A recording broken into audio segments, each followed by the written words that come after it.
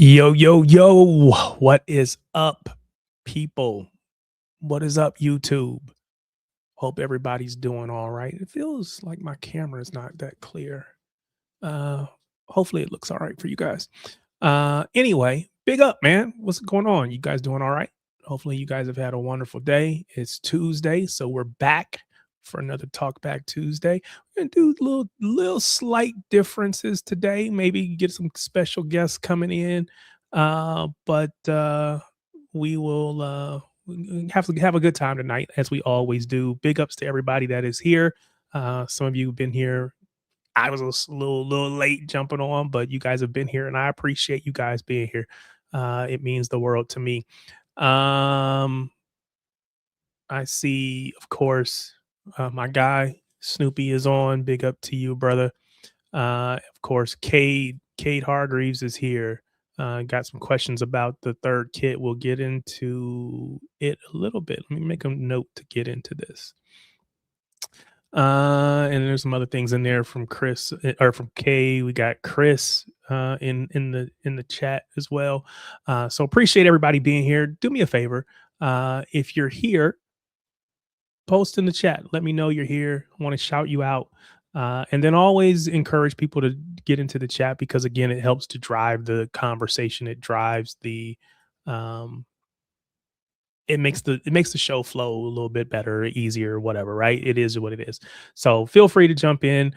This is Talk Back Tuesday. Again, the whole point of Talk Back Tuesday is for you to be able to jump on and be able to talk back to me, right? I'm on here. I'm talking to everybody all week long. I'm talking on different streams and different venues, but this is a chance for you to come on here and have your say because your say may not be my say, right? You may not see things the way that I see it.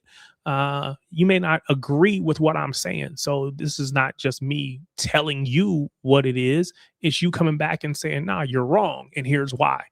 So big up to everybody that is here. If you are one of those people that wants to jump on and to have your say, the way that you will do that is there is a link. It used to be pinned at the top of the messages on YouTube.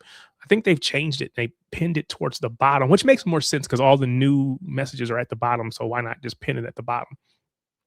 But that message will have a link in that message. If you just click that link, it will put you in the on backstage. It'll put you in the stream, and then I can bring you on stage. You can have your say, and we can chop it up here and there. Again, the key is you got to have your mic, and you got to have. You don't have to have a camera, but you do need to have a mic. So if you have both, that's even better. Appreciate that. But we definitely want to hear from you. Like I said, I do have a special guest or two that'll be joining here in a little bit, and we'll chop it up with them. But we will jump into it. And today is Tuesday. It's the 14th of April. Tomorrow is tax day here in the US tax day is always April 15th every single year. April 15th is when as a citizen of the United States, I have to make sure that my taxes have been paid or at least sent out and postmarked by April 15th. And so made me start thinking about taxes and just taxes in football. And so I know there's an English tax. In the English tax, it makes English players more expensive than, say, their equivalent an equivalent foreign player. So we get players that maybe are okay, but they're not that great, and they go for 60, 70 million as opposed to maybe the 40 million that they should go for. Or they go for 40 and they should have probably gone for 25, right? So there's an English tax that exists in football that I don't think anyone would disagree with. Big up, Louis. Glad to have you, sir. Big up, man. How you doing? I'm doing all right. So I'm talking about here in the U.S. It's tax day tomorrow, and we got to pay our taxes. You got to have all your tax bills sent off and whatever, or you got to file for an extension, whatever. So when it comes to I said there's an English tax. If I asked you who is the when you think about the English tax, who is the name that comes to mind? before you do that, big up to my guy Marshall from Casually FC. Yo, what's was good? with us tonight, a special guest. Marshall, like I said, runs and hosts Casually FC, which is a Chelsea focused YouTube channel. And so he was gracious enough. We agreed. I went on his stream with him before the Chelsea match and did kind of a preview, and he agreed to come on here afterwards. Didn't know what the results were going to be. Yeah, but I mean, we kind of did. I'm here to hold the lashings. Let's just call it like it is. There was always a chance. So he was gracious enough to come on, and so we're gonna get into the Chelsea match a little bit. But I am confident. I've been on other streams with him. We're gonna get into a lot of different topics. You can hang as long as you want. We'll get into the Chelsea stuff. If you decide that you're done, you've had enough, then that's fine. But hang out with us. We got a bunch of different topics. So I talk about, again, being here in the U.S. as you are as well. We know tomorrow is tax day. So April 15th, tax day. And so I'm identifying the quote unquote taxes in football. So I said there's an English tax, right? We pay more for English players than maybe an equivalent player that's not English, from a Premier League standpoint, at least, right? We pay more for a player just because, well, they're English. And so it helps with the homegrown quota. So if I ask you for you look up English tax in the dictionary, who's the picture? Which player is the picture of? He's the prototypical English tax player. I'm going to assume you guys all said the same thing. Well, we just got into it. So I'll let Louis go first so you can hear what Louis is going to say. Go ahead, Louis. Are we saying now or just in football over the years? Well, let's do now. But if you have a name from the past, go ahead and throw it out. Yeah, I'll take it. We could do it on three if you want to make it even more fun. I'll definitely say Jack Grealish. Jack Grealish. We paid $100 million. Woo! Jesus, that's a lot of money. Would we have paid 100? Back then, though, he was unbelievably popular. Everyone loved him at Villa, and I think the big thing was what he did off the pitch. I think that was significant as well because he brought so much merchandise to us, and on the back of that, he got a deal with, was it Puma, Louis, Gucci, wasn't it? Yeah, exactly. Name me footballers who come to City and within a year they instantly get that deal. Yeah, on Shades of Blue, we were calling him Gucci Grealish, or they were calling him Gucci Grealish. And it's Grealish had that in him, and unfortunately, his stock worth off the pitch, literally with other things as well, but we won't get into that. Yeah. And no, I think Grealish is not a bad shout. There's Matthew Hoyle said John Stones and Harry Maguire. See, and I'm biased, right? I'm a Stones fan. I feel like he actually was worth what we paid for him. I think that at one point, it was what did we pay for him? It wasn't quite 50, I don't think. And when? Yeah. Was it 50? Was it 50? 2016. Yeah. So I mean, it was a lot of money. 80 now. So it's a lot of money, but in my mind, he was one of, if not the best center backs in the league at one point. Now, again, he had his health issues and his injury issues, and again, I recognize my own bias, right? So it is what it is, but. Man, that just feels tough to say John Stones, but a couple shouts for Harry Maguire in here. Cade says Gucci Drunklish. Wow. Don't gotta hate on the guy. He's technically still a silly player. Stir the pot, Cade. Stir the pot. MGW Morgan Gibbs White. That's a random shout. Well, if you think about the fact that I don't remember how much they were quoting to him to us last season. Mil. Yeah, it was like, oh Jesus Christ! But I think exactly.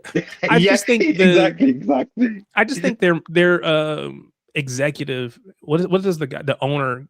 I just think he's just ridiculous.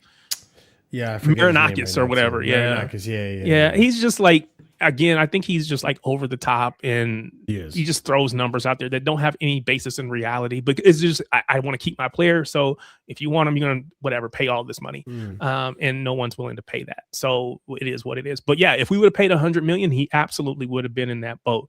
You know who I saw something about today? It was Bournemouth and what's the center back? Senesi? No, English dude. No, or maybe it Oh, was the Evan midfielder. Ferguson. The midfielder. No, the midfielder. Troyfort? Or Trufe? No, he's not Alex English. Scott. Alex Scott. No. It was a guy. So there was a Rayan? guy that was. I thought it was. No, Evan Ferguson at Brighton. Yeah. What did I say? Did I say You said Bournemouth? Bournemouth. Yeah, No, you said Bournemouth. I meant Brighton. Yeah, Evan Ferguson. Yeah, the striker. Yeah. So Evan Ferguson, and how he was talked about, and they wanted $100 million for him, and United wasn't willing to pay it. He went on a loan, and now again he's maybe. What would you pay? What would you pay? Now? He's still there. He went on loan to, I think, Roma or somewhere. Didn't really do anything. I think he's back there again. Somebody said Evan is Irish. Yeah. All right. Fair enough. Irish. Yeah, he's at Roma. Somebody said Andy Carroll. Andy Carroll was pretty hyped up back in the day. Yeah. But he kind of justified it for the most part. And to be fair, like in my opinion, I think his best game at Liverpool. His best game at Liverpool was against us as well. Yeah, he scored those 2 goals. He scored those 2 goals at Anfield. He's had pretty big goals in Premier League history in general, but I think for me with Grealish, like you could justify that price at the time. Like when you go back there and you put the context to it, Grealish put Aston Villa on his back. When you have players that can put a team on their back, much like Messi did for Barca at times, Real Madrid with Ronaldo, like those are the kind of players we talk about. Like when we talk about history of players, the players that single-handedly would win you a game, Grealish was that for Villa. And this guy put in the work. So I thought at the time, like, yeah, 100 million, that's about right for him. Like, he's a brilliant left winger.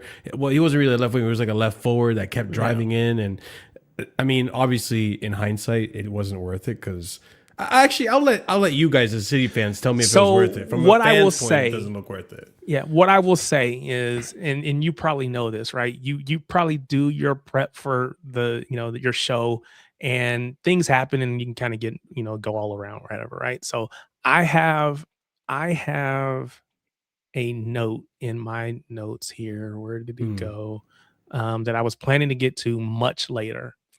So I won't spend too much time here. Louis, don't try to get me stuck here, Louis, when I make this comment.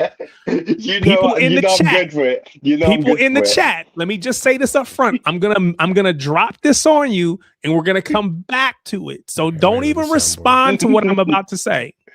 You know me too well. You know me too well, Tarek. You know me too well. Cherki is who we thought Grealish was. Drop that bomb there. No, I got another one. I got another one. I got another one. But when you put that topic on later. Yeah, we'll go back to that. I think mine is more ridiculous than yours, and I've been thinking it for a minute. Yeah, maybe we'll see. But yeah, I do think so I think that Grealish, yes, he had a lot of hype behind him. He had everything going for him, right? So I think there would have been a lot of money paid for him. Martin. Oh no, we need to chat now.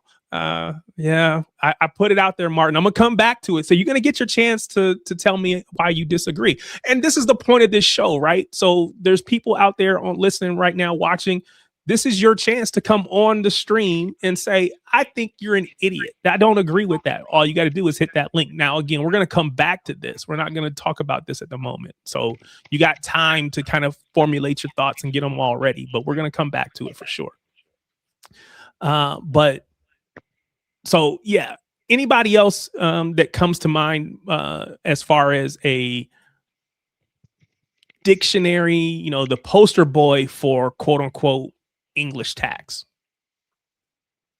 This is gonna sound a little ridiculous, but I still feel this way. And this is not to say the player is not a good player. I think that he is a good player. At times, I think it's very overrated. And this might be alluding to, you guys already know where I'm alluding to. Declan Rice. I'll be honest. Ooh. Declan Rice. I think that's a lot of that. It's English tax, and I think. And listen, I'll say the same thing for Moises Caicedo. I'll say the same thing for Enzo. Can you hear that? Can you hear that really quickly? I think Spartacus is running to come to the chat. Yeah, maybe. Yeah, Declan Rice, man. I'm not for the amount of money that he was valued at. Even when he was linked to Chelsea, I never wanted him for that amount of money. Too much. I mean, look, the player is good. He is consistent of that, but I mean, compared I say the better midfielder was at West Ham at the time was Paquetá. I'm putting it out there. I just think like when I think that price tag, I think like Rodri. I think Cruz, Modric. Like there's so many names. Pogba. Like you think these high level world class players, and I'm not saying Declan Rice isn't flirting with the idea of world class. I don't think he's up there yet. And especially if you don't get it across the line for your team, like I said earlier, putting a team on your back like Grealish did for Villa, like, yeah, he has his games for Arsenal, but now it's crunch time and we're seeing how things are falling apart. I know it's a team sport, but it might be harsh for me to say that, but I just think for the price tag, you want a player that can do that for you. And Declan Rice, I don't know. It's just there's not enough in his game for me to really justify the price tag that he came at. I think it's English tax. There you go. Adam Quinn says penalty Palmer. Now this is interesting because he's played for both of our teams. Yeah, well, we paid 40 million for him. You know what I mean? So like, there's no English tax on that. 40 million is worth it. But exactly. I guess in Adam's point, he's probably trying to say that he's overrated because he's English. Yeah. But to your point, you didn't pay over the odds for him. Exactly. I mean, at the time, to be honest, people thought 40 million was too much. How did they get 40 million for him? He's never even played, but bit part. If the shoe's on the other foot and I tell you guys, hey, I could sell you this winger for 40 mil. He's going to be your top goal scorer for one season, be your biggest chance creator the second season, and then fall off in the third. You'd probably be okay with that because there's probably a bunch of wingers. But win the trophy in that summer though at the same time. And you get a trophy in there too, like as a little bit of a bonus. Like I think most of us would be pretty happy with that 40 million pound purchase. Yeah, there's so many 40 million pound players that still haven't stepped up. Players double that price who, I mean, look at Nani Madueke, for example. What, 1 goal, 2 assists a season? Like, let's be real. So for 40 million, I'm still getting my money's worth on that player. Overrated, sure, but yeah, we'll see. All right. So we know, and I think we all understand that there's an English tax. And one that came to my head, but I don't think people will actually consider it. Kyle Walker. How much did he go for to AC Milan? 50 minutes or Burnley? No, Kyle Walker. When we got him, oh, Kyle Walker Peters.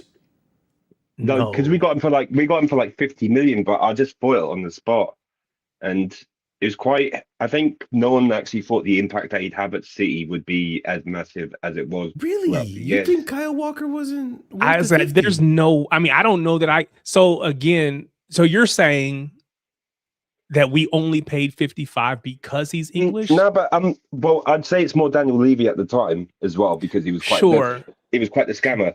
But he was definitely the best up and coming right back at the time, and. Nah, but I think he more than earned the $55 million price tag. He earned every bit of that. He was truly one of, and it might have even been at the time when we bought him. I'm trying to think who was the best right back in the league at the time, which I want to say it was him. Because that combination of him and Danny Rose was insane for Tottenham at the time. Even so, for what he provides you guys what he provided for you guys defensively for all these years, like it's hard to find that in fullbacks now. Like Cancelo's all attacking, Trent's all attacking. You know, all these fullbacks nowadays have forgotten the art of defending, and I that's why I appreciate Reece James and Kyle Walker. I mean, the guy could defend, and he had great pace. I was quite Maybe he didn't have surprised as we got much him at- attacking prowess, but I mean, I don't know. For 50, it I was doesn't quite seem that bad. surprised. I was quite surprised we got him at the value that we did, though, because I knew, like, considering later on how dealing with Spurs are, was quite To be fair too, and availability, he usually doesn't really get injured for you guys very often. No, Maybe towards the tail end. He was no. I I'm can't. not doing it. I'm not doing it like from like how he was at the end of his career, but at the time. Yeah. When he was there at Spurs, I don't think anyone actually thought he was going to be the right back that he was at City and then become the best right back. Because I think context is best in this situation, because if you talk about it now and not say like back then you don't understand. But because it's quite a surprise. I genuinely I was really thrilled that we got him, and I was thinking, okay, we got an unbelievable right back. And we're sorted for like the next however many years that we had him for. I just didn't think he would be. You'd never consider back then, like you say, probably. he's in the in the conversation of being with Gary Neville for best right back in the Premier League. You would not think that. You would not think that back then in 2017. And to get into that conversation is just shows how brilliant he was as a player and who he went up against. If you were to name a City player that I think suffers of the English tax too, not a bad shout is Raheem Sterling. We paid, I think, you guys like around 70 mil for him or something like that.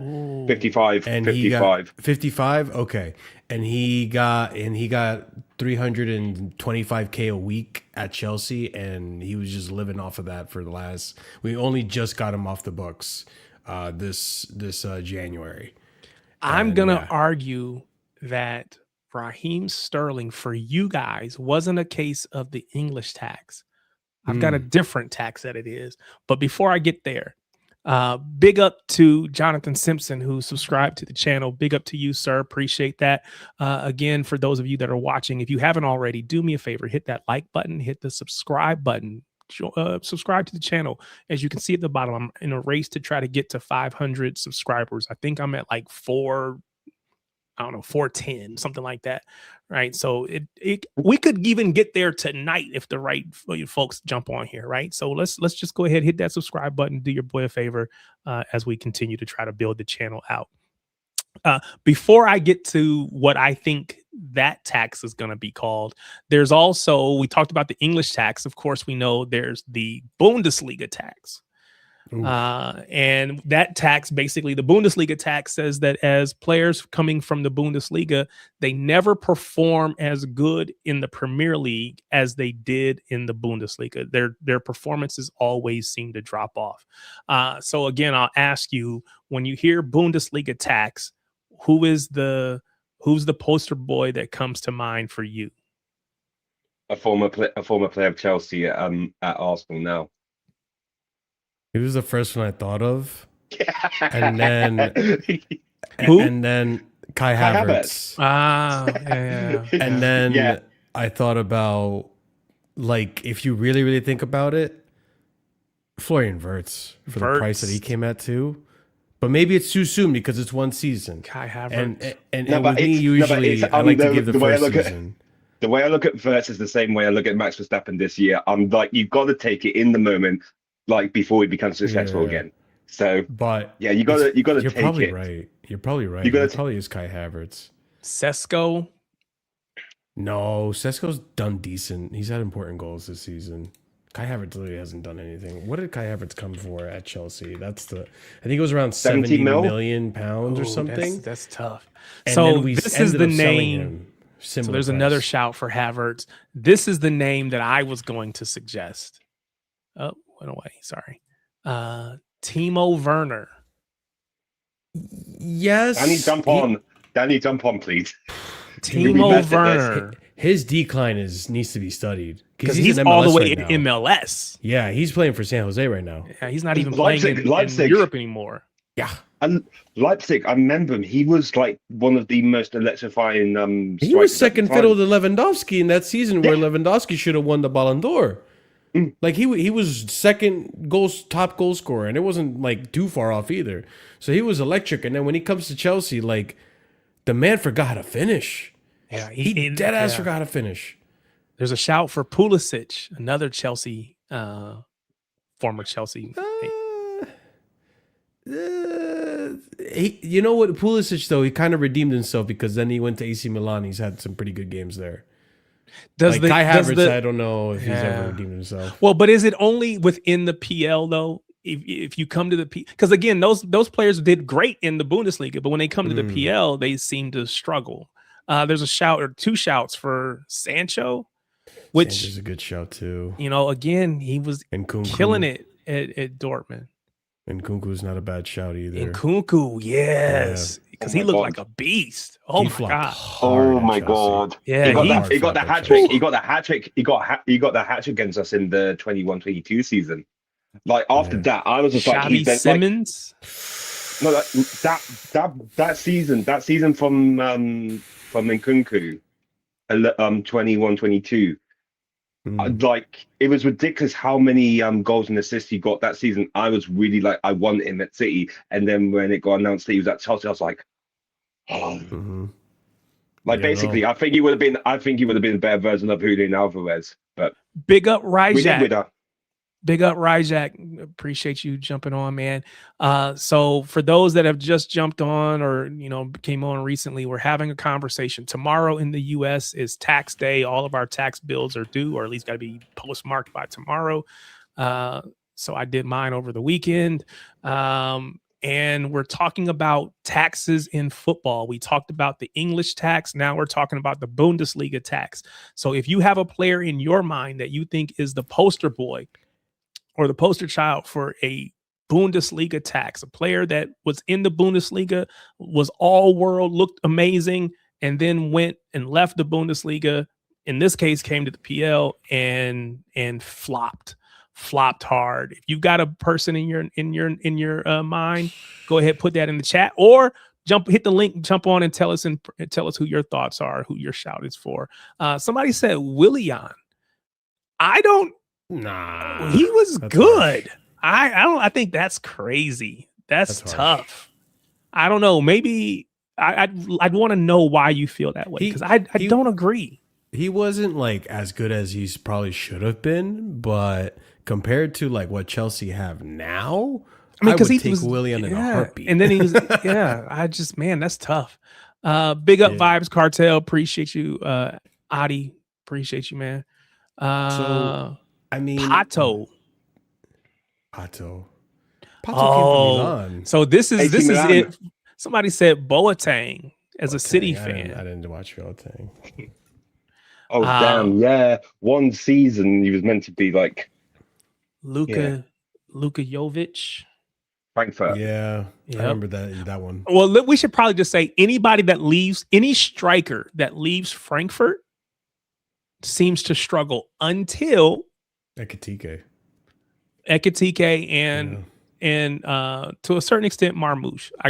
He's still a little. It's not great for Marmoush, but Marmoush is unbelievable. Like he's got unbelievable quality. It's just unfortunately Pep is putting like as backup striker to.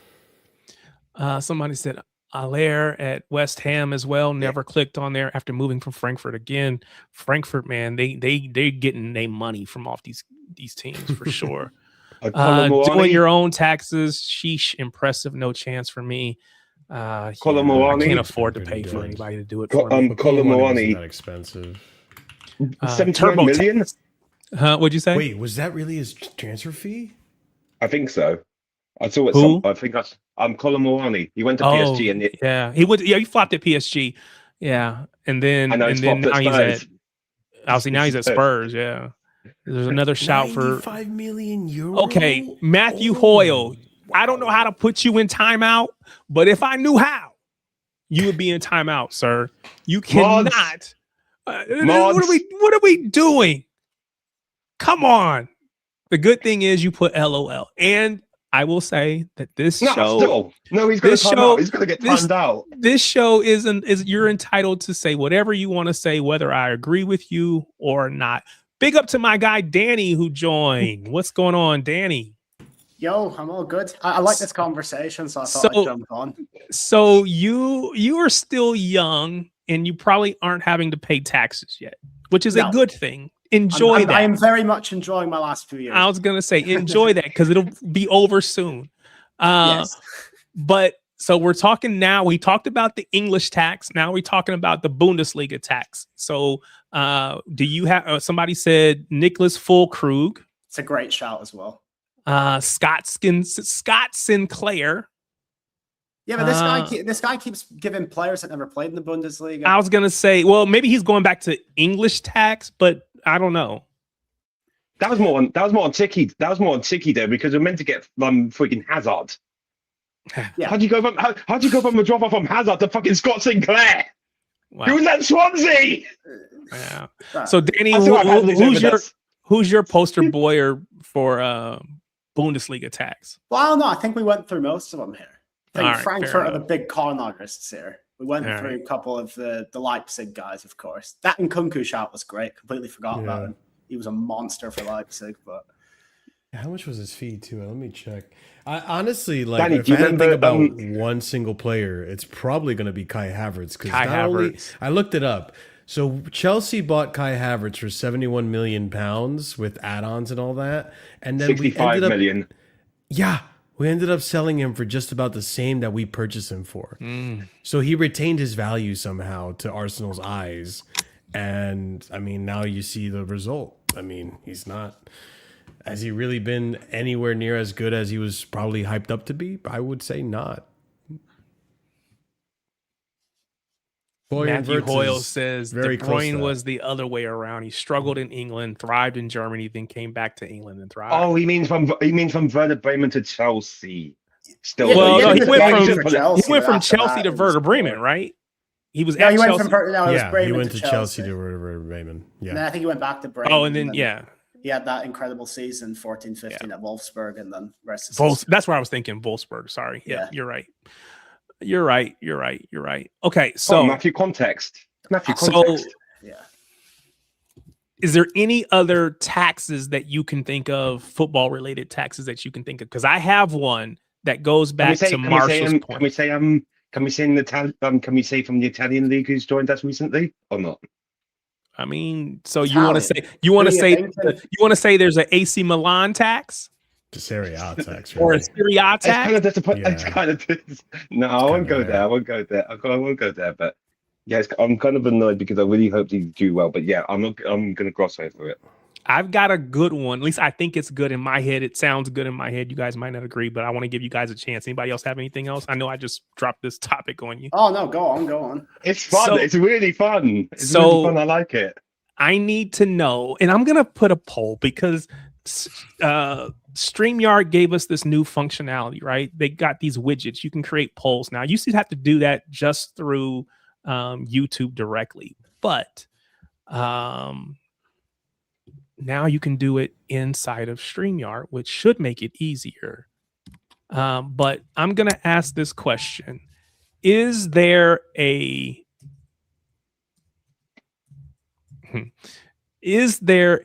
PEP tax? And what do I mean by that? Players look good playing for Pep, and then as soon as they leave, they drop off. So you said Sterling earlier. When he was with us, he was all world. Then he left, and he never has come good since then. You think about Arsenal. They went and got Gabby Jesus. Who? Zinchenko. Players that were instrumental for us getting, for all those years. But then when the time was done, they haven't hit those same heights. They're not bad players, but they just haven't hit those same heights.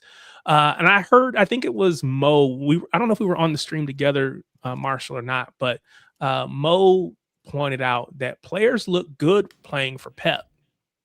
And then, you don't realize that Pep kind of is the thing behind why they look the way that they do. So the question that I have for the chat, is there a PEP tax? You just put it in the chat. 1 for yes, you agree with it. 2 for no, you don't agree. And again, we're talking about a tax. because it's tax day in the US, or tomorrow is it technically. So is there a Pep tax? Do players look better for Pep than they actually maybe are? Or does he make players look better? It's tough because I think if you look at his Barcelona and Bayern teams, are just full of household names who have just been good throughout their careers. It's more City where he's been tinkering with sort of lesser known players and lifting them to the top. Like, he inherited a very good team at Barcelona, won the treble his first year. He inherited also a very good team at Bayern. It's City where he's probably done the most tinkering and building and sort of building from the bottom. So it's an interesting question. You'd only really be looking at the recent years here, I feel like. I'll still say on Barca though, he needed to get the shit show that happened there at the time, because Deco and Ronaldinho won the shop, and the season before they nearly were not in Champions League qualification. Yeah, and like bringing in Busquets the way he did, Iniesta wasn't the well-known player that he is. Xavi wasn't. Messi wasn't. He somehow coped with Eto'o and like Henry being like left and centre forward. He had Yaya Toure as a centre back in the Champions League final. that's a good He point. didn't have. And did he have Dani Alves that season, or did he join? Dani Alves, I think he joined in 2008. So right when Pep came in, I think he signed him in his first season. It's Might have been the like season that Barca team is like sort of like they're world-renowned greats now, but Pep made them into the players that they are. That's why Pep is insanely looked upon as not just one of the like geniuses in football, but like in sports history. Brianna but the question is, are those it's difficult to know, as I think our top players could have played anywhere. Gundo, Footy, Bernardo, KDB, Aguero, but they stated us, so only our non-essential players have really Yeah, I left. agree with that comment, because I'm thinking really hard about it. Like, there's not many players that left City that looked amazing at City and then ended up just being horrible outside of maybe Sterling. And Well, I was going to say, Sterling- no one hits the heights that they do at City when they go somewhere else. Now, we can argue that Julian Alvarez has. Definitely. We can argue that he has. Yeah. But I'm trying to think who else leaves City. Ferran Torres. He didn't stay long. Is he? Yeah. We knew. You know we who kinda I knew. want to point out? Eric Garcia. Eric Garcia got a red card today and got sent off for Barcelona, but he was Pep's favorite in my mind anyway. He was an undersized center back, but Pep loved him because he could play on the ball. And then he's done a whole lot of nothing. Now that's probably a little strong. He was at Girona as well for that a is season. strong. That's a little strong, and I can acknowledge that. I can acknowledge that's a little strong, but you know. We think about these players that, you know, like, I think there are players that he has platformed well. He's put them in position. They look really, really good. And then you just don't know what they're going to be. And again, most of them have stayed for a long time, so maybe that's not fair. Matthew Hoyle says who I was going to point out. Leroy Sané. Now, it's a little unfair to Leroy because he got hurt. Yeah. And so, but he has never hit the same heights that he did for City anywhere else. I still say that season, by the way, the whole talk of him leaving or not leaving City in 2019, was it? I think it was right before the 1920 season because he tore his ACL. I still think he would have. I think Bayern would have buckled, and they paid the whole £140 million that we wanted. Did we really want 140 million? I don't remember that. Yeah, I remember. That's mental. Yeah, like, I remember the whole brief. I remember the whole brief. Well, because that was in the time when Hazard went for that same summer. I was going to say Hazard was 2019. Fees were inflated for sure. Bayern had the money too. Yep. I mean, they wanted to give us 80 mil for Callum Hudson-Odoi. Yeah, Hudson-Odoi. I remember before we won that Champions League. It was like, what? We should have done it. We should have done it. I didn't mention Cancelo because I was like, He's shown that though throughout his career that he's really, when he's hot, he's hot. When he's cold, because he was really he- good for us. He was in the conversation of best in the world. I mean, Yeah, but him he and was- Trent were kind of going back and forth. He was Best also great fullback. for Juventus the season before we signed him. Yeah, Like, I remember sending him Danilo. I'm like, wow, this is like the world's biggest fleece. We're signing this world-class right back. We just sent our backup over there. I found that kind of mental, but it's a good shout. those stories in at COVID time back then about him wanting to go to Barca, and we were considering buying Hakimi. I wasn't believing it, but then finding out that it was actually like close, I was like, for real? Considering how Hakimi is, like as a player, not as the person. Jackson Garlitz says, "Is there a Brazilian tax? Like straight out Brazil or just all Brazilian league players full tax? I stop? guess you're paying Oh, big they- fees on potential." There's a few out there. Yeah, I mean, we Like paid. We didn't. I don't know Oscar- how much we paid, but like we will definitely pay for young players' potential, right? So Kai There- Key, Jesus. There was like a phase where like there was a lot Yeah. of Brazilian names coming through that just weren't as good as like the Ronaldinhos and the Ronaldos of the world. I won't Yeah, even yeah, say it- Brazil. Oh well, yeah, maybe. No, it all sort of fell off in like the Yeah. mid 2010s. Like Willian was kind of like, if you had to put a face on it, I feel like Willian probably yeah. leads the pack, or Oscar. But If you guys didn't remember get him- Oscar? you didn't get Oscar, Willian straight- yeah. Didn't you get Yeah. Willian out of like Russia? Wasn't it like Ange? Yeah, Yeah, Shakhtar Donetsk, and like I don't know. I feel like that era of Brazilians, like there was not that many. Like I was actually looking it up the other day. I don't know if you guys remember. He was a number 10 for Brazil for a minute. Diego. Oh, I remember him. Mm, Yeah, like- Juventus, Porto. Yeah, what a Fell guy. off completely off the face of the earth. Hulk. You know, I was. I remember Adriano. Hulk for sure. Yeah. Adriano. Yeah, remember? Adriano was an injury. prone, who was so- the one that was for Barcelona and then he went over to Juve, I believe. Arthur Melo. Arthur. Yeah. Arthur. He's Yeah. another one.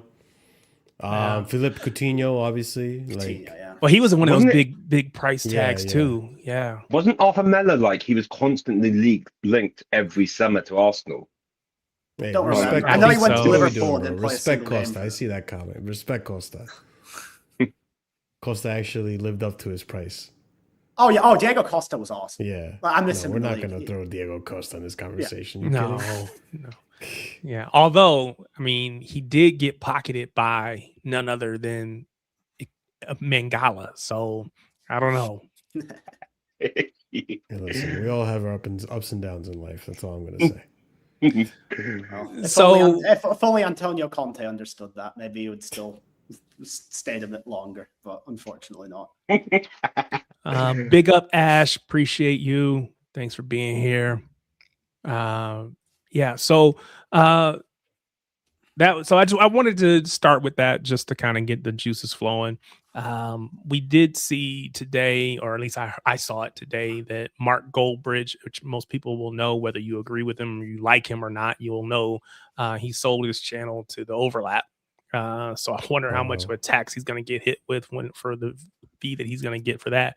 But what would it take for you to sell? So if you don't know, down here in this right corner down there is Marshall. It says Casually FC. Casually FC is his YouTube channel. And so he's graciously joined us today. We're going to get to the City match, City versus Chelsea, here in a little bit, but he's joined us today. So Marshall, how much would it take for you to sell your baby that you've built? And again, it's not on the same scale of a Mark Goldbridge, whatever, right? But Yeah. still, this is you built this. Yeah. I mean, obviously, I'm not going to like undersell it, but I don't know. I genuinely don't know. I never thought about this. What would I it have mean- taken if you were? I think I saw 7 digits, 7 figures is what he got. Would you have sold that? Wow. No. Obviously, like I think I'd be delusional if I said, yeah, give me $1 million and the channel's yours. Like, I feel like no one's ever gonna come. Like, if I'm gonna be realistic about it, if someone came to me with an offer about like maybe this even sounds delusional, 100K, I'd probably say, yeah, go ahead. You can fine. have it. And again, You I'm can sure have he's it. going to still be involved. So I'm sure he'll still be around. But yeah, 5 million is somebody said he got crazy. 5 million for his channel. Yeah. Man. Up front 5 million, then 350K per year. So again, you get to still be a part of it. You just don't have ownership anymore. And part of what you know, when you have your own channel, you have your own thing. It's the ownership. You get to determine. It's your decisions. It's your you know, that's your life's work. That's your baby. And so, you know, you've built it. And now you're going to put it in somebody else's hands, and they're going to make choices that you may or may not agree with. So 5 million. I don't know what the taxes are on 5 million, but it's more than I would like to get the 5 million so I can figure out what the taxes are so I can pay them. But until then, we'll figure it out. Let's jump through these UCL matches really quick before we get into the city stuff today. So today we saw Atletico Madrid. They lost on the day to Barcelona 2-1. But they had done enough in the first leg that they beat Barcelona in the tie 3-2. Again, talking about Ferran Torres, maybe a pep tax, I don't know. But he did score. He had a second goal that was taken off the board due to VAR. It should have been a handball. Oh, yeah, maybe. Yeah, because it was like basic. I didn't. Yeah. Yeah, he basically the guy was trying to block it, and he had his arm up like that, and he hit his arm, and he went to Ferran. So yeah, I think it should have been a handball, and like rather than it being disallowed, it should have been a pen. But yeah, gotcha. And then, of course, I mentioned earlier, Eric Garcia got sent off with the red card for a denial of goal scoring opportunity. And then, so yeah, that's kind of the high level for the match. Did you guys see any of that? Any thoughts on that match at all? I watched it. Okay, what did you think? Yeah, I mean, I thought it was, I thought it was pretty much a deserved win for Atletico. I mean, Barca came out of the gate swinging, 5 minutes already in, and Yamal scores the goal, and I'm thinking like, wow, they're gonna really. And to be fair, Barca did tie the draw in that first half, and then that little moment that Atletico gets, they put it away. Griezmann, what a ball by Griezmann to put it in for on his last season for the club as well. So it was deserved. I do think that the red card was a bit harsh. I really don't think he kind of clipped his legs, I think. Yeah, but it was like that happens in football. You know what I mean? And like it's you can never tell with players nowadays. Like if I'm playing like the referee is not there, you're probably still running and it probably doesn't phase you at all. But because the referee's there and you can get something out of it, you probably fall and you get a foul. But like I think it was a bit harsh and it kind of takes the wind out of the Barcelona sails and kind of ruins their chances of coming back into it. But hey, Barcelona, you had a chance to do it in the first leg and you were at home for that. You give Simeone his first win at Camp Nou in 7 or 14 years. One of those two numbers, regardless of what number it is, it's a long time. And so historically, that's always been just a stadium that he's always struggled at. So for him to get a result and then come back to the Metropolitano. The Metropolitano, thank you. To come back to the Metropolitano, like you knew he was going to shut up shop, and that second half was just shutting up shop, not letting Barcelona really have an easy time at the game. So good for them. I hope they can actually do something against Arsenal, assuming Arsenal. I was going to say, advance. So Atleti's going to face the winner of That first 20 minutes, tomorrow's Arsenal Sporting tie. Go ahead, Louis. Those first 20 minutes, though, they went blow for blow with Barca. I think the strategy, like tactics from Simeone was like go with them, and then when they get that goal, sit back, and that's what they're probably hoping to get, that first goal, and then just sit back basically, because on the 3-0 lead, it will frustrate them a lot more. But the fact Barca Athletic made the mistake, and then once the second, they got really lucky. Like Lopez sort of scored, but he heads it straight at the goalie, and then Griezmann makes that brilliant pass, and then Lookman scores from it. So that's the luck of football, really. It's just like sometimes it works for you, sometimes it doesn't. Even though like there were some moments in the game where like Flick and Rafinha saying about the ref, and they are right. It's just you need the luck before then, and even after that, Araujo should have scored one, maybe two goals, or Lewandowski at the end. But that's just football. It's especially in the Champions League. So again, Atleti go on to face the winner of tomorrow's Arsenal Sporting tie. Do we think Arsenal go on? Now, I've seen, I didn't watch it, but I saw the headline of a YouTube video that said someone saying, I hope Arsenal lose to Sporting. And I'm assuming the point there is that they can focus on the PL for the rest of the season. I think that's ridiculous and ludicrous. But do we think Arsenal win tomorrow? Yeah. I think they will, and I think they'll frame it as this amazing bounce back, emotional bounce. Like their Twitter admin goes crazy on the corny side. Like after that Wolves game, they went to Tottenham and they captioned the full-time thing, a brilliant bounce back. I'm like, do you want to draw attention to the fact that you just drew to one of the worst teams in Premier League history? And like, I think they're going to get their little bounce back. They're going to celebrate it as this huge emotional victory, and then we'll see what happens on Sunday. Long story short, I think they're going to win tomorrow. Yeah. Big up, Oriano. How you doing, man? You're on mute if you're talking. All right, we'll keep going. We'll see if he comes on. If not, we'll drop him off and bring him back. I do think Arsenal probably win tomorrow. I don't see them. They're at the Emirates. Sporting, I mean, they've gotten this far. They did hold 3 to Bodo Glimt, you guys remember, and then they whipped back at Bodo Glimt to get to this phase. And if they were going to do any damage, it was probably going to be in that first leg, and they were clean cheated. So despite how bad Arsenal's form has been in April so far, I just can't see. I don't see Sporting scoring. Can you guys still hear me? Yeah. I can hear you. Yeah.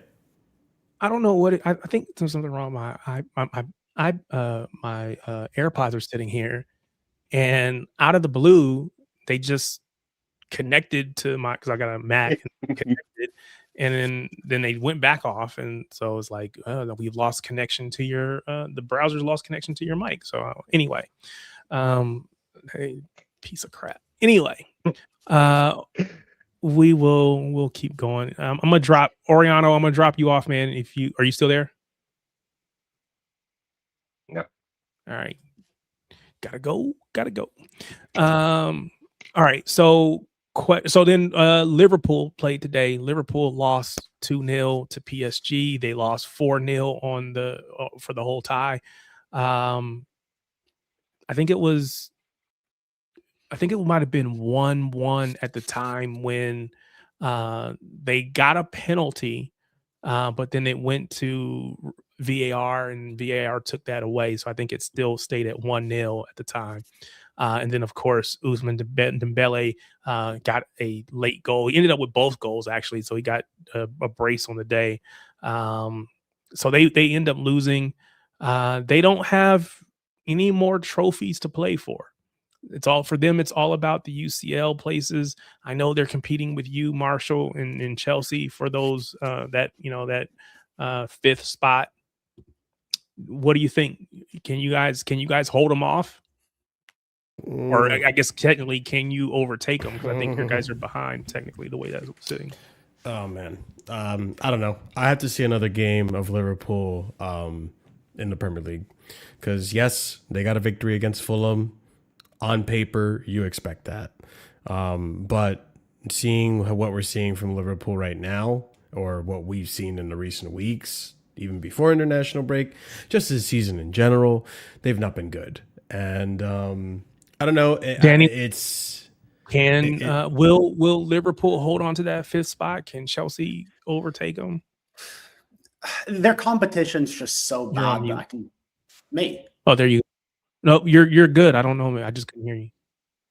I just think their competition's so bad that they're probably just going to end up holding everyone off. They're not a good team. Don't get that twisted, but I just think their competition's worse. If they're not going to win any trophies, if let's say they hold on to 5th, right? What is Arnie Slot's future? Does he have a future beyond this season? Does he get a chance to come back He's staying at the start of next season? He's staying. You think he's going to stay? I agree that he's Liverpool gonna fans stay, agree. Like he's staying. He's going to stay, Liverpool but I isn't just don't see Chelsea. why, though. Liverpool isn't Chelsea. That's why. Liverpool isn't Chelsea. Liverpool isn't Tottenham. First off, I think if I'm Arnie and if I'm fighting for my life in that board, I'm telling them to their face, listen, you guys built this team. We worked on this together. You saw what the players did on that pitch. I played them in their best position. I played them in experimental positions. Florian Wirtz, Isak, whatever. And they don't click. You can make these arguments. And mind you, I think I agree. He should go. But if I'm Arnie Slot and in his shoes, I'm making that argument. Listen, Florian Wirtz, he's going to take time to gel. There's games where he's looked good, games where he hasn't looked good. Salah's fallen off. No one expected him to fall off this much. You saw how I played him last season. I didn't change anything. You guys sold Trent. Trent was one of the biggest pivotal players in my team last season, especially for Salah to create these chances. Isak got hurt through the season. All these things that were out of my control. What do you expect? And it's a bad look considering, you spent a lot of money. You should have gotten results. Obviously, a lot of us on this panel probably thought Liverpool were going to do back-to-back. It was very, very likely they could have done a back-to-back based on that window they spent money on in the summer. So Arne Slot can make the arguments because it also is in part of the directors and part of how they recruited and part of who they decided to give new contracts to. And these same players also have dropped the ball this season. So I think he stays just because, listen, it'd be ridiculous to, on paper, sack a manager after he just won you the league. Like, on paper, that does sound ridiculous. So I know this season's not been good for Liverpool. I 100% understand sacking Arne Slot, but in reality, I don't think Liverpool will do it. I don't think they pull the trigger. I think they give him another season, which is crazy. So there was another interview. So we played, City and Chelsea played on Sunday, and we won't jump to that here. But after that match, your manager, Rosignor, his interview, he talked about how Klopp and Pep both got time. He said, "I've only been here since January." It sounded like he thought his job was under threat. And so, these guys got time. Just give me time. Give me time. Is there any concern about him maybe being out of a job? No. Me personally, no. I genuinely think it would look really bad on Blueco. It would look even worse if you see how Maresca left the club. It would make it would reignite that fire that you already just put out, right? So I think sacking him, it would be just a bad look in general. I think for as much as I criticize Blueco and the ownership, I think they're competent enough to know that they brought in even that statement I just said could be questionable because these same guys said that statistically the managers don't impact the results on the pitch. Have a day off. Anyways, that being said, I also would like to believe that they're not stupid enough to read the room and look at Rosignor, what he's done, understand he probably doesn't have that much experience. You brought him in mid-season. You gave him back one center back when you realized you needed a center back. And he's wrong and strong right now. He wants to implement his system when we have 6 games left of the season and we're fighting for Champions League. Tell me how that's intelligent. But whatever. He's stubborn and he wants to do it. And he wants to keep playing these different formations and teach the team all these different formations, the style of play when we're fighting for Champions League. Okay, my guy. I don't think he's in trouble of losing his job. but they are going to give him the preseason, and they are going to give him at least a season before they decide to, unless it gets really, really bad, then they'll sack him. But I think even if we don't get UCL, he's in a job. Big up, Martin. I know I said some things that got Big you up. going, got you I'm going only a little playing. earlier. So I'm sure you'll You have and some your thoughts Grealish for us. hate. No, You and I your don't Grealish hate. hate Don't worry Grealish. about it. I don't hate That was me. Grealish. That I was didn't me, hate Martin. Grealish. I That was just me, Martin. Remember, I have a thought that, I'm going to get to in a little bit later, but I do think that we thought we were getting what we're getting from Cherki is what we thought we were going to get from Grealish.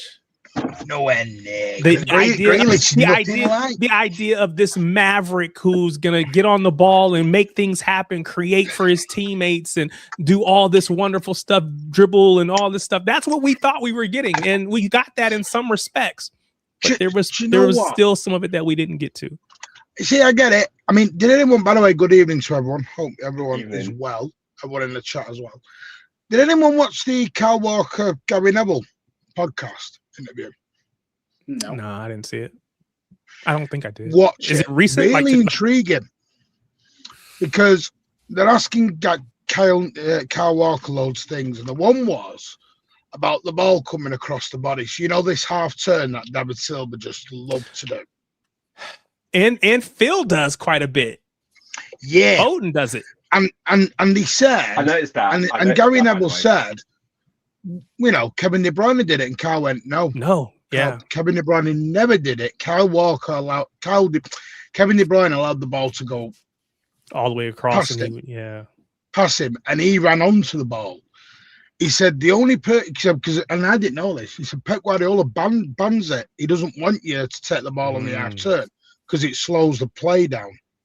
So Gary Neville went, well, why was David Silva allowed? He went, because it was David Silva. David Silva had the free reign of the Etihad. Yeah. And that was so intriguing to me that David Silva was the only one who was allowed to do it. Foden. And Foden, yeah. No, I'll point out as well. Yeah. Foden. I think a lot of people forget it, but the Oxford City game in 1819? Well, the one where he scored his first goal, yeah. Within the first couple of minutes or so, when he got his he half turned it, the manager said after the game, the moment we tried to get the ball off him and he did the half turn, he went in behind. He said, "We're done. We couldn't do anything with the ball." Because Phil's really instinctive and unbelievable at that sort of thing, because he can just spin and just go, "See you later, son." So it was more intriguing. This real quick, Martin. Hold on, real quick. So, as you guys know, I stream with Shades of Blue. My hope is that Charlie will make it tonight before we get off, because Sharpie Charlie has we're gonna have a conversation about Phil. And again, that's not to engender any hate or whatever, but we're gonna have a conversation, and he's got some thoughts that I want to hear from him directly. So if you want to be a part of that conversation, just hang out with us for a little bit. And hopefully he can make it, and we'll have that conversation about Phil. Go ahead, Martin, and then we don't want to get to the actual match, because I want to get Marshall's thoughts on the match. Go ahead. So no, it was intriguing that I didn't know Pep actually bans the half turn. Do you think that's still a thing? Because again, and maybe only certain players are allowed to do it, because Phil always seems to get the ball on a half turn. He's always got his body halfway, and then he's not playing anymore, is that? Well, maybe that's why. Maybe that's why. And if you look at Pep's criticisms of Cherki, it does always come back to that a little bit, and he talks about ball retention, playing the ball at the right time, things that we take as very everyday skill set, shall we say. Pep takes probably as the most important. And the reason I mentioned it is because, like you said about Grealish, I don't think Grealish was ever going to be allowed to be the player he was at Villa. But isn't that the argument that, and maybe not exactly, but that's the argument that rival fans make, and we always say that it wasn't Pep that kind of curtailed Grealish or reined him in. Is Grealish was in some respects afraid to lose the ball. And again, that happens because of a Pep. Pep, if you play for Pep, the most important thing is ball retention. And so at times, if you're not careful, it will make you cautious, which is the thing that we're hearing about Arsenal fans saying about Mikel Arteta. Oh, they're playing cautious right now. But he's got overly cautious. I think there's a difference between cautious and overly cautious. And I think, because again, we've heard from Pep and the idea that, hey, he's very structured in the first 2/3 of the pitch. But then when you get to the final third, be creative, express yourself. So I don't think that holds up in that final third. I think you've got to prove it. I think you've got to prove it to Pep. I think once you proved it, I think he will give you that license. Because Maris says he does give you the license. But I was just thinking about it earlier, and maybe this is why players do struggle for the first year, 18 months under Pep. Maybe it's that adjustment of, I think he's watching you, you're watching him, and seeing what you can and can't maybe get away with, and what you did at your former clubs. Yeah. Because Jack Grealish, when he did the podcast, when City used to do one, I don't even think they do it anymore. When City did their in-house podcast, that's what Grealish said. He said it was keep the ball at all costs. Don't lose it. Do not lose it. Go back, get the ball. If you lose it, you go back and get it. Yeah, you got to work hard. Which is the thing that I think we've seen from Cherki that nobody thought he would be able to do, which is just the defensive and just the work rate that they thought he wasn't going to commit to. So it was just weird because I don't know why it came up, but it was just weird that David Silva was the only one allowed to get away with nearly every single one of Pep's rules. Literally could do what he wanted when he wanted. I saw a picture that had the Spanish national team, back in the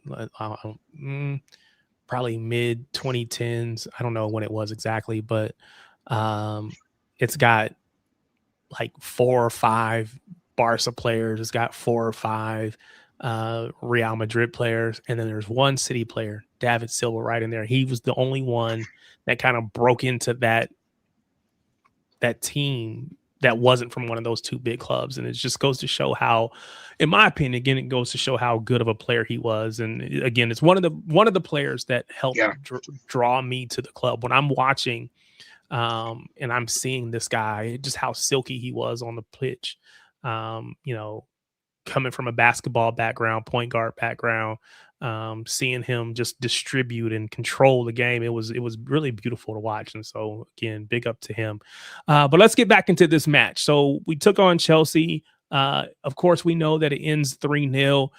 Marshall, what are your big thoughts again coming into the match? Because me and you talked, we both thought that Chelsea or that City would win. But you said, hey, look, we're not going to lay down. We're not going to just let you guys run over us. We're going to go out there and, because again, there was the conversation of, well, we'll just let you guys win so that, to kind of counter Arsenal or whatever. Yeah. I think in the beginning, did you think that your team laid down? I think in the beginning, you guys were playing really well. Yeah. I'll be honest with you guys. I was actually surprised how we came out that game. I think, I had this impression that we were going to try to make something of the game, but we would fall short due to, I guess, the motivation, the hunger to go out there and get a result. It did feel that going into this game, the team, a little bit of a moral victory, sure, with Port Vale, 7-0. You got your shooting boots on that day, had a nice time, high-five the rest of the team, and then went about your day, whatever. But we all know that that's okay, you were supposed to win that game anyways. So I took it with a pinch of salt. It showed me that they didn't down tools, so they're still out there trying to get a result, especially considering Arsenal lost to Southampton in that same weekend.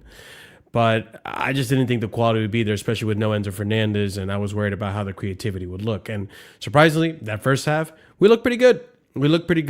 We kept you guys to I guess low XG chances, if you want to call it that. There wasn't anything like super blatant that made Sanchez really dive for a save, but there was little chances here and there, little pop shots here and there that City had. That all right, cool, we defended it all right. Cherki's not causing us too many issues.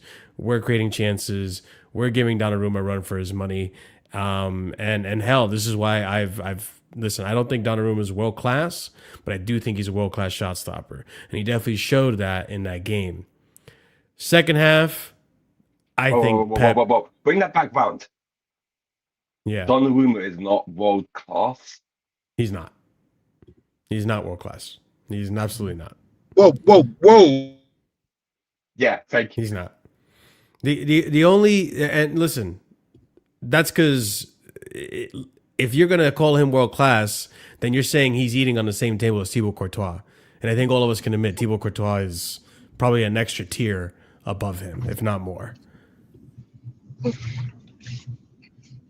Like, I have a high standard for so world the class. reason that got well, I'm sure it got caught up for or called out for a couple of reasons, but there's a big discussion in the City fan base between Donnarumma and Trafford, and so yeah, I think that there are there are some like in this case, and I don't know who. I'm assuming Julio Castaneda I'm assuming he's a City fan. I don't know that for certain, but Donnarumma is overrated, right?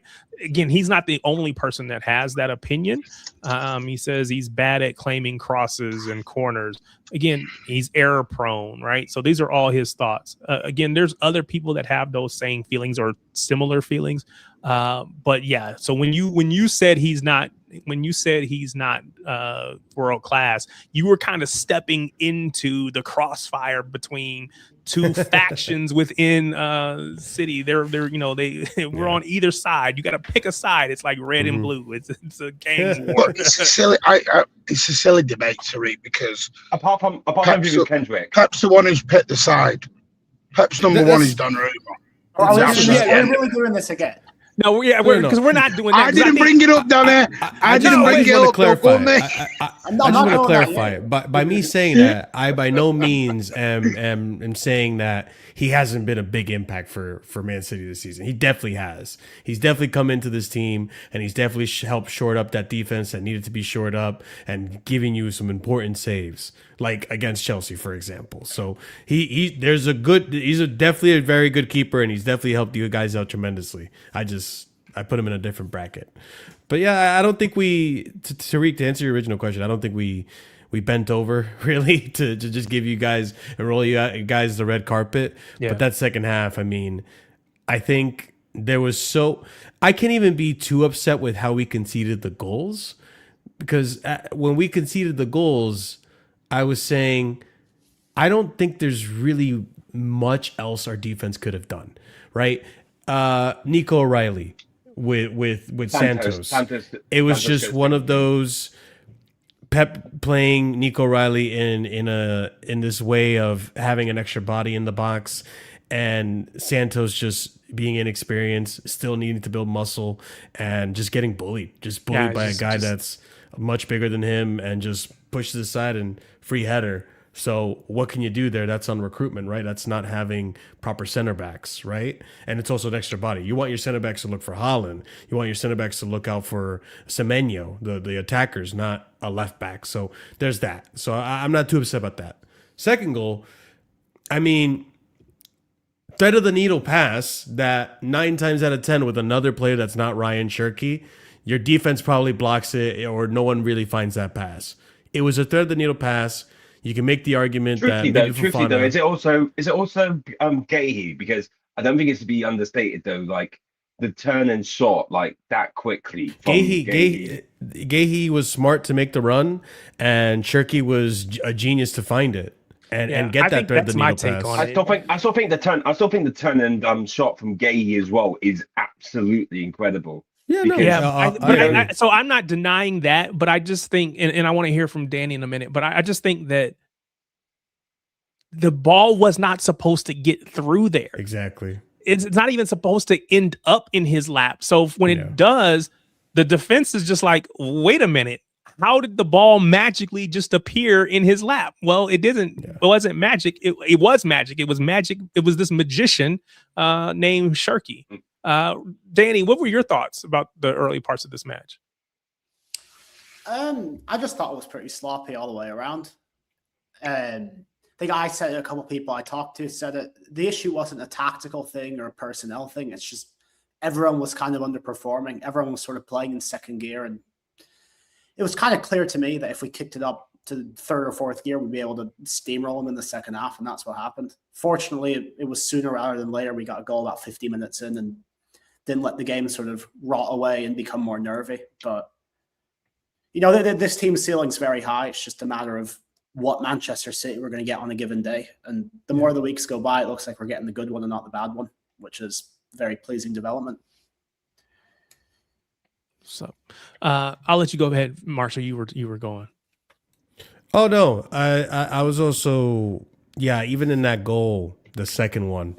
If you look at Fofana, you can maybe make the argument Fofana if he slide tackled or slid for that ball, maybe he gets a block. But at the end of the day, there are just some days, because I hate how I guess a lot of fans analyze football. There's always has to be someone to blame. I think in those two goals, it is what it is. Like, especially the second goal, it's just a moment of brilliance. You got to give Rayan Cherki the credit there. Like, he made that play himself, and then he made the run with a brilliant run as well, and a shot, to be fair, against his ex team, and it worked out. Like, I can't really look at the defense and be like, that was your fault, or point the finger at this.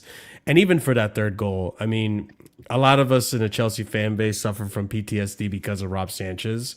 And so we like to scapegoat him whenever we get the chance. It doesn't go away. It's like a muscle memory for these guys.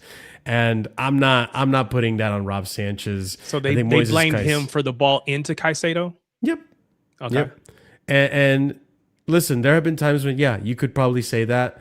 It's a tactical direction. Clearly, the manager wants him to play those passes forward, wants him to find the pass in transition and all that stuff. So he's told to pass the ball forward. He rolled it forward. He didn't even kick it to him, because even with him and ball feet is always scary. He rolled it to him, and Caicedo had 2 to 3 seconds to make a decision on who to pass to. Takes a touch in the wrong direction and gets his possess. And you can say maybe if Chelsea had a Ruben Diaz back there, or I don't know, you name a Gabriel, or just a top class center back, maybe you rectify that situation, you rectify that mistake. But we don't, and it happens. There's a mistake that happens. Not all players have great games. Or not all players, are perfect. They're going to have a bad game every now and again. And Moises Caicedo, this is his worst game of the season. I think second to that was probably the Bayern Munich game, all the way back in October, November, whenever that happened. I don't remember. This is the Arsenal game. I was going to ask you. Barcelona. Oh, Arsenal too. Yeah, Arsenal too. Not Barcelona. I was going to ask you about the Caicedo moment, because it just felt like there's a word or a phrase that I've been seeing a lot lately: situational awareness. He just wasn't aware. You think about most of the best midfielders, especially DMs, but just midfielders in general. They're constantly scanning the pitch, getting those pictures of what's going on around them. I don't know, but he just didn't know what was happening around him. He took that touch, and again, maybe it's not all his fault, but it's just like you took that touch, kind of took it into the danger. And to be fair, City, we pounced quick, and he just got pushed off the ball, but it happened, it's kind of split second. But I think it's not once he gets the ball, it's what happens before he gets the ball. He's got to be aware of what's going on.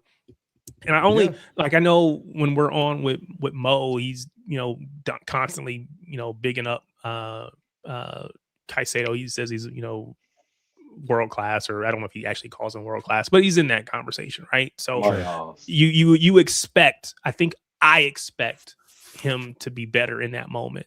And again, to your point, everybody has bad moments and then there's moments, right? But I think I expected him more. The game was already 2-0 at that point. That was Yeah. the 67th minute. The game was pretty much over at that point. Anything can happen, but you can't blame him for that whole match. But I just felt like in that moment, I expected a little bit more. He was invisible for most of that game, just ineffective. But this is something that, like, when we're having the conversations early in the season about is he world class, is he up there with Declan Rice, who's the better DM in the Premier League, like it was deservedly. It was deservedly so. He was playing like one of the best CDMs in the world, and it's no coincidence that a certain manager leaves, and all of a sudden that player disappears as well with the manager. I've not seen the same Moises Caicedo since Maresca's left, since the new year pretty much. And I know, Tariq, we just met this season pretty much. If you had met me 2 seasons ago, you heard my analysis on Pochettino in that season, I always said that these players need structure. And I made this analogy on my channel the other day. What happened with Chelsea has essentially been when Pochettino came here, we had like a nice, I don't know, a Triumph bike, like a nice motorcycle. But the thing is, Pochettino wasn't ready for that motorcycle. That motorcycle wasn't ready to hit the road. He still needed some training wheels on it. So what Maresca came in and did was gave it training wheels, guide it in the right direction, just give it the nudge that, like, hey, this is where this player is going to be. It's just established structure that this team needed, because it's an experienced team. They're not the Lampards, they're not Terrys, they're not Companies and David Silvas and all these great players we've had that understand the game. They're up-and-coming players. They're young players and experienced players that have a high ceiling. What's happened now is, with Maresca gone, we've taken the training wheels off before we were ready to take that bike on just the 2 wheels. And we're seeing it again, where these players don't know what they're doing. They look lost. If I go on Transfer Market right now and you look up Chelsea's fixtures since seniors come in, you'll be hard-pressed to find only just 2 different formations that we played. This guy's come in and change a formation every single game. Every single time he's rotating. He's sometimes 3 at the back, sometimes 4 at the back, sometimes 2 in the attack, sometimes no attack, a false 9. He's done this before at Strasbourg, where at Strasbourg, and the method to the madness is, I'm going to teach all these players these different formations so that when the time comes, they can easily adapt into the game. We can easily tweak the formation so we can be reactive in matches. Yeah, that's great. Not in the middle of a season. And that's kind of why you see these players so confused. So, I don't know what I'm doing. Moises Caicedo, unaware of his surroundings. Why? Maybe because this is a different position to where he's used to receiving the ball under Maresca for all these months. It's all these factors that play into it, which is why you're seeing what's happening. I think that player is amazing. I think there's a lot of good players at Chelsea, but the guy driving the vehicle right now is not ready to take the training wheels off. Do you the inability to receive the ball in tight spaces from the goalkeeper is why Calvin Phillips struggled at City. We know he didn't make it. Danny, question for you. Go on. So we played 3 of what is traditionally the top, the big 6, to use the phrase, the big 6. We played 3 of them in the last 3 consecutive matches. We have scored 9 goals, given up 0. So it's 9-0 as far as goals differential in these last 3 games. This is not the team we saw at the beginning of the season. What in your mind has changed that we seem to be on this rise? Why are we playing so well right now? It's interesting because I feel like the problem like middle of the season was we couldn't defend. We kind of shored that up. Rodri's been getting better. We've been giving him more support in the midfield, whether it's O'Reilly, whether it's Bernardo, not leaving him isolated. Then later on, it sort of became we couldn't score goals. I think I had a real issue at the balance in our front 3, playing sort of that 3-striker thing with Semenyo, Marmoush, and Haaland. And from the I think Arsenal Doku was hurt at that point, so that was what. Yeah, he's been injured a couple times. Yeah. But like we had that stretch like just after he got hurt, because I went to that game. I was on the coach down to Palace, and I saw a notification on my phone that Doku was injured. I'm like, oh God, how are we going to recover? We're actually okay for a couple of weeks after that. But I think the balance in the front three since the Arsenal game just been a lot better. You've got Doku who can do all the creative and setup work, and you've got Semenyo who's just a goal scorer, and you've got players who are a bit more technical and not just goal scorers with a lack of a first touch. And I think that just helps us. I think just having that balance. I know Doku's not really a goal scorer. He scored this week. He's not really a goal scorer, but it's all about balance for me. It's all about he does platforming so players much, correctly. and goal scoring isn't his main strength, but he does so much for us that it's hard to overlook. And I know for a lot of fans, again, we talk about the fan base. For a lot of fans, there was a lot of clamoring to get rid of Doku a couple years ago, and then we're just seeing him kind of go from strength to strength. Is he perfect? No. Does he still have some moments where you're like, even in this game, he had moments where you're like, dude, you can't lose that ball there, or you can't kind of run into that alley or whatever. Strength to strength. I'm not sure about that. I don't know. I mean, I think that okay, so what do you disagree with? Because I think that what we have seen from him is he has continued to elevate his game. And now part of it, to your point earlier, part of it is maybe an increased freedom from Pep, because he's allowing him to come inside. He's allowing him to go outside. He can kind of have I don't want to say completely free role, but much more akin to what we see him doing for Belgium. I don't think he's a bad player. I look at 3 years in and his price tag. I know price tag's harsh and everything else. I get it. I'd have to send me about Grealish. Remind me, what was his price tag? 65. Okay. And then I'm like, euros, right? I'm like, no, pounds. For Doku? Yeah. Yeah, you guys paid a good amount for Doku. It was a good amount, Louis. A very good amount we paid.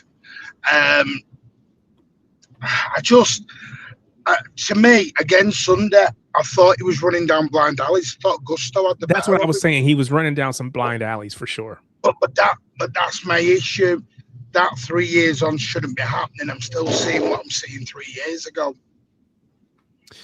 I feel like I shouldn't be seeing blind alley running 3 years in. I think he's improved in other aspects. I think he's very tricky, and I think he can beat his man all day long.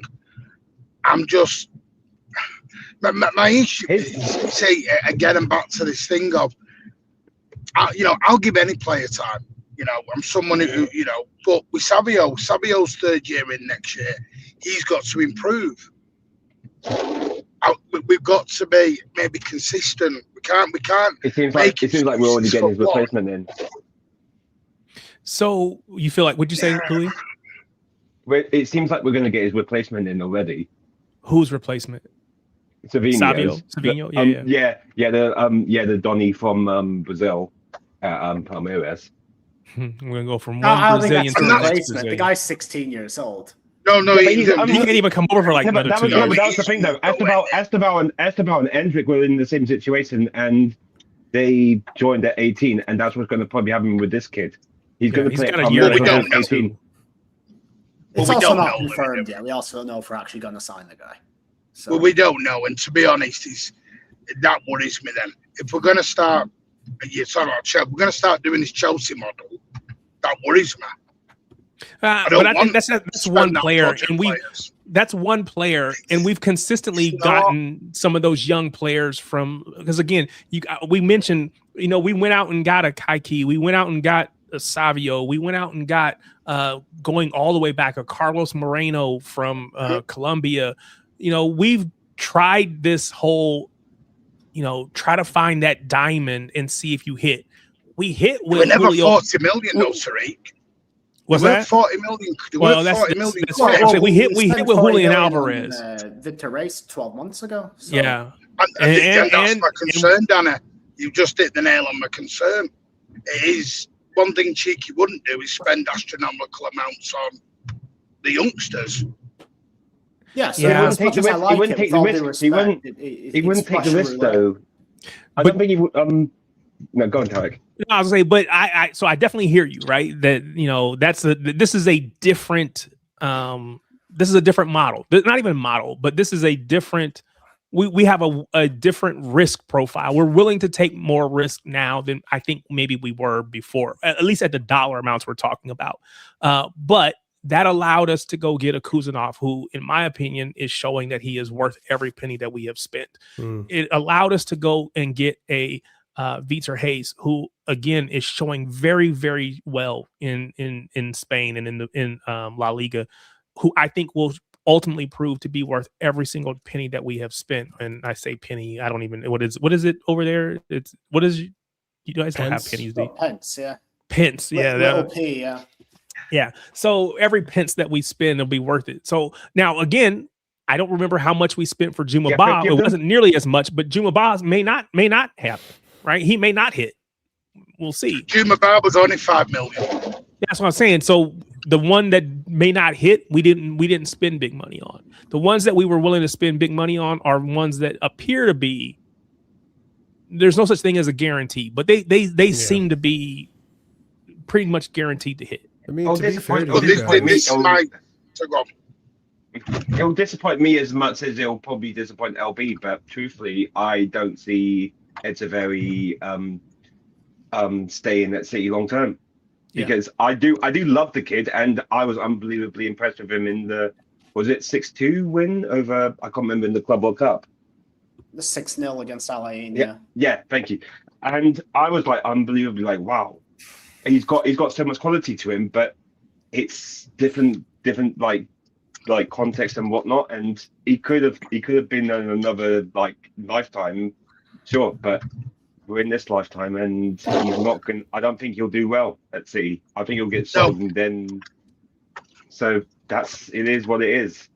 I feel like sometimes it's. Because I understand being afraid of the Chelsea model, but even in my personal opinion, the people that are doing the Chelsea model are doing a horrible job at it. But to be fair to City, like, you go and you sign players that you need for now, and then you also sign players that you could use from the future. Like, if Chelsea wouldn't have signed Gahey in January or Semenyo in January, they're not a serious club like that. And you guys, if Chelsea would have signed anyone, it would have been youngsters that we couldn't even use. If anything, our only transfer move in January was Mamadou Sarr, a young center back. And we needed center backs. Like, that's what Chelsea do. City, they go out and they get proven players. They get players of a certain quality. Even last season, you guys got Marmouche. You knew that it's the next hot signing. People were really looking into Marmouche and bringing them in, you know? You bring quality players in when you really need them. That's where I disagree. I'm not respectful. I can tell you now, Pep wasn't keen on Marmouche. Pep didn't even know Marmouche was coming in. Yeah. It was told after I said it, though, you know what? That January transfer window you guys had last season wasn't that great. It was disaster. I'm sorry, for me, I think from a business standpoint, and I've said this last week, I think it was a bit of a disaster. I think we panicked in that January, and it's showing we panicked in that January. So why do you say that? We needed to doing that. Because it kept us in. But that's my point, Louis. We've never done that. Because we found ourselves in a situation probably we hadn't been in a while. We went out. That's the thing, though, with the context of what happened seasons gone. Like that summer, Pep said Tiki had so many players lined up that he wanted. Like Tiki wanted to sign, and Pep said no, firmly no. I only wanted Savinho, and I only wanted Gundogan. We didn't. He's not being honest. No. We didn't anticipate the Rodri injury, and then we had the calamitous months that we had, and we needed to make those signings. And then from that, Tiki realised. Yeah, I hear that, Louis. But don't always believe what he's telling you in the press, because it wasn't being honest. He was begging for Bruno G, begging for him. They just wouldn't pay the. Well, we 100 weren't going to million. get him for. Well, we weren't going to get him for 100 million. Yeah. No, See, this City is why I made think 100. the City January. made 100. Yeah, the January window was necessary because we were, again, according to Chris, I haven't gone back to check it, but we were around 7th or 8th place going into January. We needed reinforcements that season to get into UCL. And I think that was why if you want to say we panic bought, maybe they were panic buys, we can go point by point and see, which players you thought were panic buys. But I think they were necessary in the moment. Now, maybe because again, I think Holland had an injury, so we went out and got Marmouche. Mm-hmm. We needed a goal scorer. We went and got who was at that time the best goal scorer in the Bundesliga, and we already talked about the Bundesliga tax earlier this in the show. So maybe there was a bit of a Bundesliga tax, and we didn't get what we thought we were going to get out of it. But I think it was necessary in that moment to secure Champions League spaces, and we ended up 3rd in the season. Could have potentially ended up 2nd, but we ended up 3rd. We were an informed team in the Premier League that second half of last season. Yeah, but look at why. This is my point. When you look at who we were playing then, was none of the new signings. Towards gone back at to the Gundogan. end, yeah. When we were on that 10-game run is when Gundogan and everyone had come back, and okay, everyone had come back by that point. So it wasn't. It's like we spent 150 million for 4 weeks to get us through a 4-week period, and then we went, okay, right. Because remember, all Pep kept saying was, "Give me my players back." Yeah, give me my players back. It wasn't after a load, and I think it's showing out now. Nico G doesn't play. Victor Hayes going back out on loan. It's Mamouche doesn't play. Victor Hayes was a project signing for sure. So yes. I don't think he was ever intended. The thing that scares me is we're spending silly amounts of money on players that we never. Remember, this was the same club manager that waited 12 months on a Sergio Aguero replacement and went with a false 9. We didn't replace Company straight away. Yeah. But do you think that's a good thing? But do you think that was a good thing, or was now again we were able to get through it and get over it? But I think that I don't look at that and say, oh, it's a good thing that we didn't. No, we tried to go get Harry Kane. We couldn't get him because Daniel Levy wouldn't give him up, and so we had to delay it another year. But we weren't going to pay him at the money that they wanted as well. And we brought in Gabby Jesus, who we thought was going to be. Is he a striker? Is he a right winger? What is he? We didn't really know. Well, that was 2017, Gabriel Jesus. Well, yeah, but I'm saying as far as players that again, you bring them in early with the intent that this player is going to be the replacement for a Aguero who's kind of coming to the end of his career. So we're going to need a replacement. Let's go get Gabby Jesus now, get him bedded in. And then you realize, okay, he's just not that dude. So now we got to go get somebody else. We got to go get Harry Kane maybe or whatever. I don't know. I see. I'm going to be, maybe it's because I've heard things as well as the Biana. I don't think the handover from Cherki to Biana was perfectly done. I think that was probably a bit messier than what they wanted. I know at the time. I remember saying In what way? Because Biana doesn't do anything near the same as Cherki. They are two completely different people when it comes to businesses and the way they run it. Even City listens to the analytical team a lot.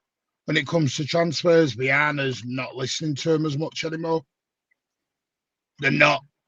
It's more of like my show, my decision, which is fine. But then you're gonna have to live by it's like Tajani Reinders. What's happened to the way I'm looking at it in the last 18 months is very, very un-Manchester City like, and the way we've performed and done business. Very unlike. We don't buy players and then just ditch them. It's the new City potentially. We'll have to see, and we'll have to adjust potentially but you're offering Pep a new deal. So who's in charge? Do you think? Well, if Pep takes a new deal, then Pep is in charge. Let's just be honest. That's what I mean. So you've got to give Pep his players this summer. Give him his players.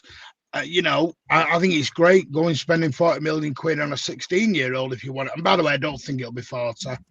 And Danny will probably know this. You're talking add-ons, appearances.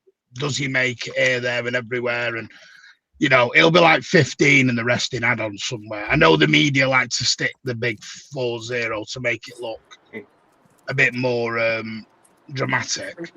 But for me, I have got questions about the way we're conducting business right now. I think the last 18 months has been pretty poor in the way we're conducting business. Big up, Sharpie. How you doing, man? Good evening, everybody. Big ups, big ups. So do you need more time? Are you going back into the house, or are you just going to do this from wherever you are? I know you had plans, so I just don't want to. I wanted to pop in and just drop my take and then let it sit in the air. All right. Are you ready for this? Hey, Tariq. So I gotta bounce, Tariq. So all right, Marshall, man. Thanks for having me. Everybody, shout out your channel real quick. Shout out your channel. Casually FC, YouTube, Twitter, all that fun stuff. You guys can do Google search on chat. But yeah, be sure to smash up the like. Be sure to subscribe to the channel. But let's get Tariq to 500, please. Let's not be stingy, okay?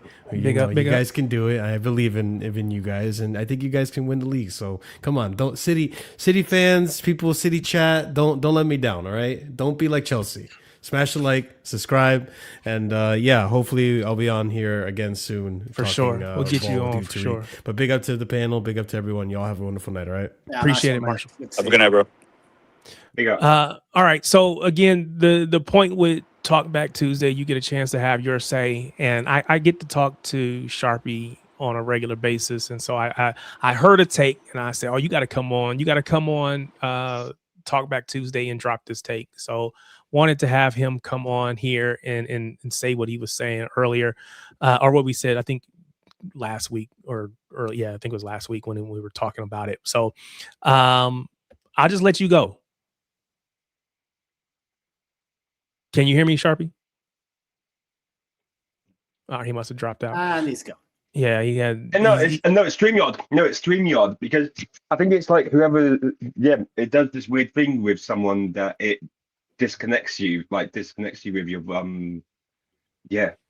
All right, so here, let's get him back. Oh, he's got two. I need to remove this one and then add that to the stage. How about now? Yeah, your sound went out. I couldn't hear you, so I was like, let me just leave and come back. All right, cool. So I want to give you a chance to drop your take. Again, this is about, sometimes there's hot takes that you may or may not agree with. Now, let me preface this by saying, none of this. Am I going to get triggered here? You are going to get triggered. To get very triggered at this point? You are absolutely going to get triggered. But hang on in there. I'll stay on silent. I'm staying on silent. Hang on in there. And then let's have a conversation about it. This is not to, and again, not for Sharpie, but for the, again, we're not trying to kill each other or players or whatever. Go after my star boy. So I'm gonna just go ahead and let you go ahead, Charlie. Go ahead, Sharpie. All right, man. Here's the take. I think we all know this season, Rayan Cherki has been a better footballer than Phil Foden. Do we all agree? We all agree? Yeah. Okay, fair fact, right? So, but my point that I was making on our pod was long term, and this also applies to Ruben Diaz, there are going to have to be some decisions made, I think, by the players on do they want to stay and fight for the spot that is not theirs anymore as it was maybe at the start of the season, or do they want to look elsewhere? So I'm not saying I want to kick either one of them out. I'm just saying if they want regular starting 11 minutes, it's going to be a real conversation this summer about can they break it back into the 11? That's all I'm saying. So that's a fair conversation.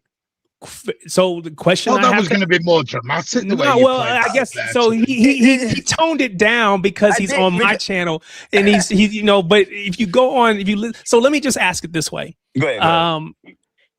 As an American, I am accustomed to teams being pretty cutthroat, right? It's about the bottom line. We don't have academies. We don't have people who have come in from the local area in the most part. So you don't have those ties other than performance. Either you perform or you're gone. So the question I have to ask, is there a point in time where we have to look at Phil and say, it's time for you to go?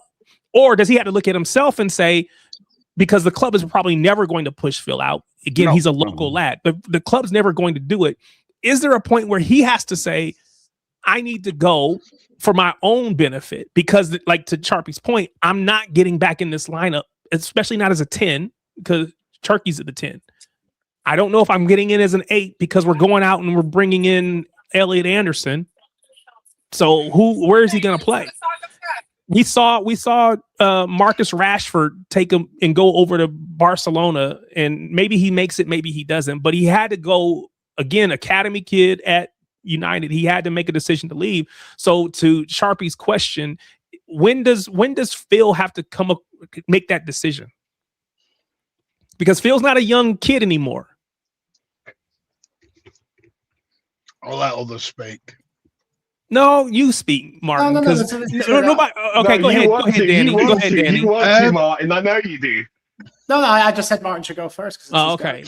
Go ahead. Phil Go ahead, Foden Martin. for me. Yeah. I'm sorry, but yeah, we've had this debate 1,000 times. Yeah, I am biased. I'm not going to lie. I'm biased. He's my guy. He is the fan on the pitch for me. He is me sat in the stands. That's the way I view him. Yeah, has he had a bad, rough 18 months? Yeah. Are the reasons behind it that I'm not going to go into on it? Yeah. Does he need to improve? 1,000%. But I don't. That's probably he'll never sign for another English club. Never ever. That's never happening in his world. Barcelona are interested, but Pep. The word I got was Pep's words to Biana last week was, "You get this guy's contract sorted out. You get this guy's contract sorted out." And I think so. The best thing for Phil is he doesn't go to the World Cup. He has a proper summer off, sorts his family shit out in the best way he probably can. Martin said you wanted to talk about it, and now you just talk. No, but that's all I'll go into on that. He sorts his family stuff out, gets his head straight, but I do believe there is a way you can play because Cherki and Foden were working together at the start of the season. Just because we're playing Pep said we were unbalanced. But Pep said we were unbalanced at the beginning. But everyone said the midfield was weak, and now everyone wants to go back to Nico G when everyone said the midfield was weak in the start of the season. So it depends. It depends how you want to do it. There is always going to be a balance, of course, but for me, putting Phil Foden in a number 8 deeper line role is a waste of. You're wasting the boy's talent. So where do you play him? Natural ability. Because you don't want to play him on the right. He's just not. Cherki. What's that? How come? I think you can rotate with Cherki. Why is it Cherki's got to play 70 games and everyone else? Well, I'm sure there will be some rotation, but I guess and don't let me speak for you, Sharpie. But Phil, okay, go ahead. I was gonna say, like, right now, right in the running in the season, when Pep knows his team, right, he takes all year. Usually by April, late March, April, we know our best 11 for the last 2 months. Right now, we know Phil Foden's not in it. It's very similar to the trouble season, right? Phil was not in the best 11. He came off the bench in that season, right? He had that. Martin what was that injury he had again? Oh, he had injury, yeah. And then they changed. He was that goal against Newcastle on the 4th of March. That was one of my favorite goals that season because it's absolutely ridiculous. Yeah, no, all my points. I'm not taking away from his talent. I'm just saying, like, I think there's recency bias going on. I think there's recency bias. I'm projecting ahead. Like, looking ahead next season, when you bring in Elliot Anderson, you bring in, maybe you bring back some other players, or you sign some other people in midfield. You want to play Reinders more. Does Phil Foden say, "Hey, I want to keep fighting, and am I doing it on the wages that he wants?" Because he wants to be a £400,000 a week guy. He doesn't want to. No, you don't give him that. But so when it comes to Reinders and Elliot Anderson, he's better than the pair of them for me. Natural ability-wise, you get Phil Foden back to his best. Reinders and Elliot will sit on the bench. How long do we have to wait for his best? Is it 24 months? Well, you give it as long. For me, Pep said, give him his contract. For me, we're going to start doing the Foden, the Diaz, the Rodri. I said it last week. You're cutting the foundations down. You really are starting from. I agree with you there. I agree with you there, Martin. But at what point do you have to make the transition? Because you mentioned Diaz, let's say, for instance, right? Mm-hmm. There's but there comes a point in time where you have to move him into a. He becomes the John Stones or the Ake, who gets spot minutes here and there, but he is no longer worthy of, and maybe that's not the right word, but he doesn't deserve the big time starts. He doesn't deserve the Champions League starts. He doesn't deserve to be the primary keeper the primary center back in a league campaign. If we're not already there, I don't think we're far off of there. And so you have to be prepared to make transitions. We talked about. Can I ask why? Why would you think that at 28 you're already there? So you're to your point about his age. You're right. 28. He feels like there should be a little bit more time. What I'm seeing, he's not. So I think if we talked about, and again, athleticism, pace, and power isn't all that. There's way more to football than just those things, right? Yeah, it's never been his game, by the way. That one. I was going to say, because he's probably one of our least athletic center backs. And now again, he has performed well this season. I don't want to take away from what he's done this season, but if you're asking me to rank our center backs, I'm going probably so Vardiol, Gahey,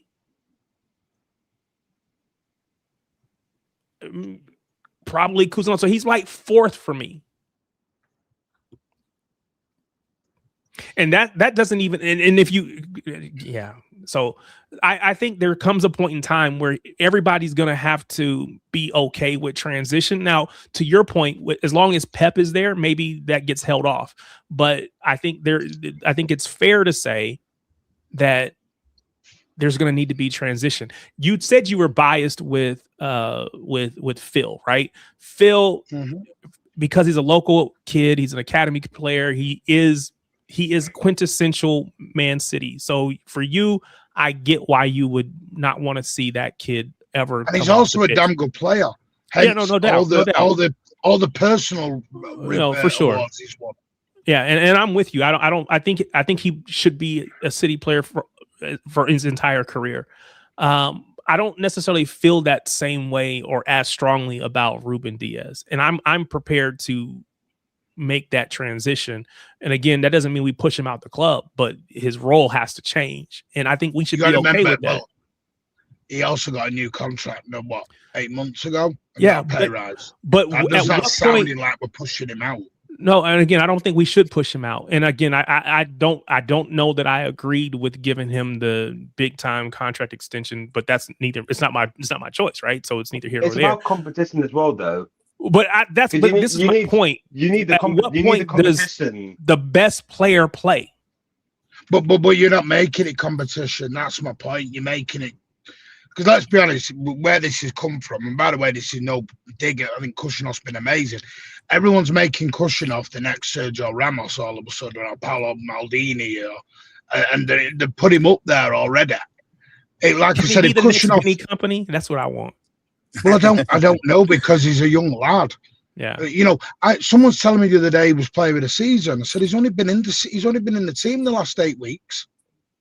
Yeah, and we're giving him play with a season. There's a little bit of people have gone a little bit stir crazy on the Kushinov, and I get it, 100% get it, and I appreciate it. But are some people going a bit cult hero for him really quickly as well? Way too soon. They're doing it. Someone was saying Cherki's a mixture of David Silva, KDB, and he's going to be better than both. And I'm like, wait, hang on a minute. Wait, how did we get from Diaz to Cherki?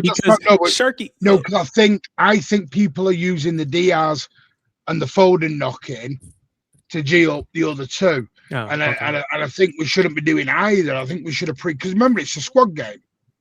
Yeah, no, that's fair. And the problem is we don't know with Diaz because he's injured. If Diaz was fit, I don't know who plays, if I'm honest. I don't think there's an automatic guarantee. So let me say this. I don't think that, okay, can I be completely honest and just transparent? Yeah. I think that Pep knows and the club knows that at least from now till the end of the season, we're not making any changes. We're going to keep running Kuzanov out there. And again, that doesn't mean that this is what it's going to look like next season, but from now to the end of the season. So there's a little bit of cover being given by saying he's injured or he's picked up a knock or he's not quite ready to go, because that makes it easier to manage the emotional. I'm being benched. I'm being, whatever. But I don't think that I think Pep has committed to this is what we're running out from now to the end of the season. It doesn't matter. And so maybe we're helping manage his pride a little bit by saying he's hurt or he's injured. But everyone's doing that. Again, don't want to go back into this debate. Sorry, Danny, but it's an example. People are doing it with the Chaffin and Donnarumma. And to Danny's point, he made an LB's panel, which was spot on. Our style of play never changed on Sunday. And we had a new goalie. We had a different goalie in. But people are using what they want to see. Because there is still, with Phil Foden, I admit I am player FC with Phil Foden. I've never denied that. He's my boy. But with other ones, they are using the player FC. People are picking their teams. And they're going, well, because back to a point, no one was calling any of these players crap earlier on in the season. But I don't think anybody's calling them crap now either. I don't think they're calling them crap now either. But I think some are Tariq. Maybe you're right. I'm sure there are some. Go ahead, world, Martin. They're overreactionary. No, I don't think it's just online. I think it has slipped into content creating as well a little bit. If you're gonna do I always think online and then go Twitter. You see, that's why. No, if you're gonna at least do the play FC or whatever, do it for someone and back them for their whole career. I'll say it myself. Like I know Martin, you hate it. Like I've been Lewis Hamilton day one. I love Ferrari because I love Lewis Hamilton. I love McLaren back in the day because of Lewis Hamilton. I love Mercedes because of Lewis Hamilton. Do you know what I find a bit crazy is? You're like an American fan. There's more hype. I've known since day dot. I hated Formula One before Lewis Hamilton came to the sport, and I watched him in TBT in 2006. So, like my dad is a big LeBron fan. LeBron has played for every team in the NBA almost, it feels like. And my dad is like, oh, I'm a fan of the Lakers. Oh, I'm a fan of I'm a fan of the Cleveland Cavaliers. When did you become a fan of Cleveland Cavaliers? I'm a fan of the Miami Heat. Like when you have that gravity to you, you do that. Like I love Henry, I love Ronaldinho, I love players like that back in the day, but I still supported City because that's who I was back then, and I still am. And that's the thing. I'm not going to I love every single player that we had, shit or banging or whatever. Every player. Do you know what it is to me, Tariq? Would you be okay with? Are you okay with Phil being a squad player? But who says he's going to be a rotational player? No, I'm asking. Would you? No, I'm asking because so Lee Johnson puts up. Just let them both compete. If Foden and Diaz become squad players, then we've probably got a pretty darn good squad. If they aren't happy and asked to leave, then it is what it is, which I think everybody would agree with. But that won't happen. If Foden and Diaz take Kushinov and Cherki's place at the moment because they come in and do well, I can promise you now they'll get attacked because the love of Kushinov and Cherki's gone higher than the love of the club. Well, and for example, you say that. Hold on, Martin. I want to push back against that. Well, no, I'm going to come back to it. Yeah. Because you say that, but what I would say is that people are seeing the performances and the performances with the current lineup that includes a Cherki, that includes a Kuzanov. That lineup is getting results, and it is pushing us towards the end of the season. That might just. So why didn't we keep Gundogan? Why didn't we keep Gundogan last season? Because he helped us get third place. No. Crucial part of it. Third place is not one trophy for sure. Hold on. Now you're getting to the crux. No, a second potential, and potentially even coming back and winning the league. That's again, Gundogan is his career is effectively. That's my problem. No, but Gundogan's career is over with. It was over with. When did it become all about the trophies? No, it's not just about the trophies. It's not just about trophies, but trophies are a result of winning. Winning is a result of putting the best players in the best positions and allowing them to thrive, and not. But Louis laughing because he knows what I'm about to say. And not being constrained. I'm talking in the group chat. Sorry, not being constrained by sentimentality. And it's I not have sentimentality. I have So sentimentality. what we're saying is, I love Phil. the first sign of trouble, we drop these players. All right, then I'm going to ask you this question: if Kushner and Cherki fall off a cliff, yes, it was. Yes, it was. Go ahead. If Cherki and Kushner fall off a cliff in the next 6 months, people will protect them really hard.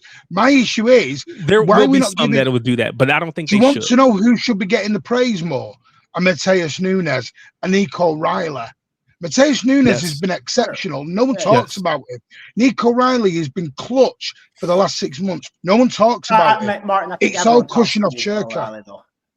I don't think O'Reilly's a good example of that. Unfortunately, we've become a little bit cushion off Cherki FC with some in the fan base. That's the way we've become. This is what I think, Martin, and I think that I think that you are correct in that there are people who are player FC, right? There's no denying that. I also think it's okay to say we look better with this lineup, and I don't want to change this lineup because this is where we look our best. And that might mean that Diaz needs to be on the bench at the moment. Now, we'll talk again in the new season. We'll figure that out. But right now, he's injured at the moment. Yeah, that's what you say, and maybe he completely, truly is. I don't know, but it doesn't really matter. See, you're playing conspiracy theories now. But I'm saying it doesn't matter if he's injured or not, because right now Kuzanov is the better player right now, and that's just okay. That's okay. Right. So now maybe hold on. Let me acknowledge this. Let me make this acknowledgement. Let me make this acknowledgement that it is very well possible that Diaz could come back, Kuzanov go to the bench, and we continue to play the same way that we played, just like you said. Danny pointed out that we switched Trafford for, or I should say, we switched Donnarumma for Trafford, and we did not drop off. We kept playing well, so on and so forth. It's possible that we could do the same thing, Diaz for Kuzanov. That is possible. I don't know that I think it, but it's possible. So I will acknowledge that, right? Diaz could come back and we could look exactly the same. He could come back and we could look better. I don't know that I believe that will happen, but it is possible. Mm-hmm. Now I'll let you. The only reason I said about Foden, by the way, because I thought Foden, when he come on for 20 minutes at Chelsea, thought looked very good. Thought he looked more lively than he's looked in a while in that 20 minutes when he come on against Chelsea. Thought he looked very good. Now, there wasn't a drop in the tempo there or anything. Listen, I hear now, the team shouldn't be changed. 100% agree. But I'm going to be straight with you. In August, and it's not even a Diaz thing, this, do you know what I expect our back two centre-backs to be come this new season? Gavardiol and Gueye. I agree. I think Kushinov's going to be fighting and Diaz will be fighting with those two. Yes, I agree.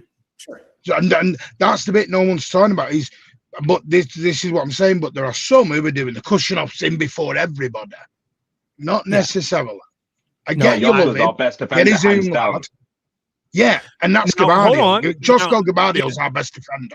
But we got to see Gavardiol come back from injury. And again, if he's not back to normal or not back to his normal self, then we need to be okay with making a different decision. I agree.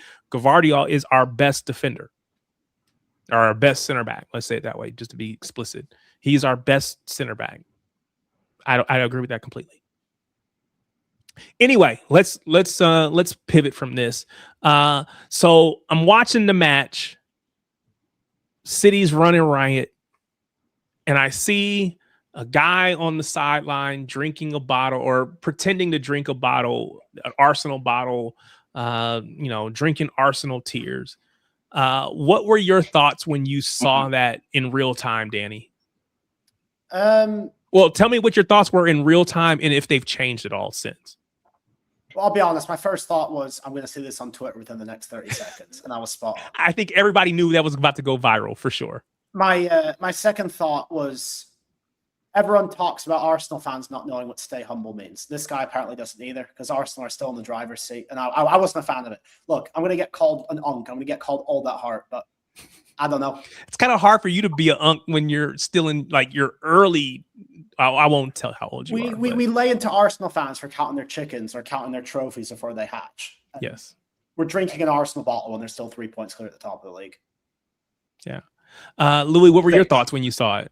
Same thing, same question. Immediate thoughts in the moment, and then looking back on it now. Famous and legendary at the time, but it'll be generationally clipped, like one way or another, come the end of the season though. Yeah. Lost Martin. But it would have been a lot better this weekend, like if we beat them, because then. But I guess because of the stands in Chelsea, because of Chelsea and the way it's built, it made like the angles would have been perfect, and the fact he's in the it's not the it's the basically like by the tunnel, that stand. I always forget the stands. What? Chelsea, I don't know. Yeah, I don't know. Yeah, Martin, what did you think? Because you are an unk, even if Danny's not. I can call you an unk because I don't even know. I'm even older than you. No. I'll say one more thing. Danny, I think you. When it panned the camera back to him looking at his phone and laughing with his friends, I'm like, all right, was this really just a social media thing? And I get it. This guy's in every way, and fair play to him. I can't really criticize him, but it's just like, I'm not real quick. Louis, can you hear me? But you're I can hear you, but I can't hear Danny. Yeah, I don't know what's going on with StreamYard at the moment. I can hear you, Danny, just fine, but Louis can't for some reason. I don't know about everybody watching. I'll jump off and jump back on again. All right. Yeah, it just kicked me out. Then. Yeah, I don't know what's going on. Well, didn't like my views. I just think it's a bit of banter. Listen, I'm going to say this. Listen, how much banter do we take over 115 on oil? And it's been done back. And, I remember when we got taken over and Arsenal and United were bringing banners in saying oil money and all this. It's banter. It's a bit of banter, and that's what it should be. But listen, this is what a title race is meant to be. Yeah, I agree with Danny that we have to go there and win on Sunday, because if we don't go there and win, then it just makes all that for nothing. I brought this up because I saw a tweet from Tommy. Whilst funny, the blue drinking in the Arsenal bottle annoyed me. It was contrived and classless. Do that sort of thing when you have something in the bag, not when there are fences to go and the next one is Arsenal. No need for team talks when you give them presents like that. I felt like that was a little strong, but I understand. I feel like I understand the sentiment, right? We haven't won anything yet, so be careful. Don't, like you said, don't count your chickens before they hatch or whatever the phrase is. I think we have to be careful. I've Arsenal not done this all season. Yeah, and we mocked them. They done it all season, and we laughed at them. Yeah. I still remember them playing the Stay Humble track last season at the Emirates. I want us to play not like us on Sunday. I know because I want them to do. I want to do that because they're fucking Drakes. We're Kendrick Lamar's. So did anyway, hang on a minute. Was you two against the I'm echoing. Yeah, you're echoing big time, pal. Okay, am I echoing now? Big up, Oriano. Can you hear me? Can I just say, was anyone against the Real Madrid stuff that we did for Radra? No. Not as strongly. Not as strongly. So what's the difference? Yeah. No, I hear you. I hear you. Big up, Oriano. And Can you hear me? There was £8,000 spent on that T4, by the way. Yeah. No, we did. We spent money on that. Yeah. Oriano, can you hear me? Yeah. Big up, man. What did you want to say? The Chelsea game, a little bit about it. Go ahead. Well, kind of hit that already, but go ahead. I'll let you go. The first half was bad. I think some people will say it wasn't that bad, but I thought it was really bad. The players just missed 3 passes and that. I thought it was very sloppy. Yeah, very. But the second half, I thought you needed players to step up. And that's what Nico Riley did again. He's done that multiple times this season. You had Cherki, who also stepped up massively. And that finish from Gigi too. I mean, it was really a striker's finish. That was nice. That touch he took. Yeah, it was definitely composed because the ball came to him fast. It's just I like heard he in the used to be box, like a striker when turn, he was boom. younger. I think a lot of footballers probably were at some point. Yeah. And then they move around, but yeah.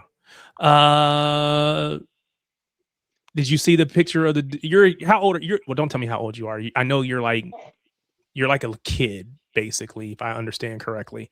So how did you feel about the dude drinking the Arsenal tears, quote unquote? To me, it was just funny, honestly. It's funny. Just saw it on TV, just funny. Yeah. All right. Trying Probably to see a if bit there's too early to do that, though. In my opinion. Yeah, I think that's definitely my opinion. But I wonder. At least wait till after the Arsenal game. Can I chuck something different back?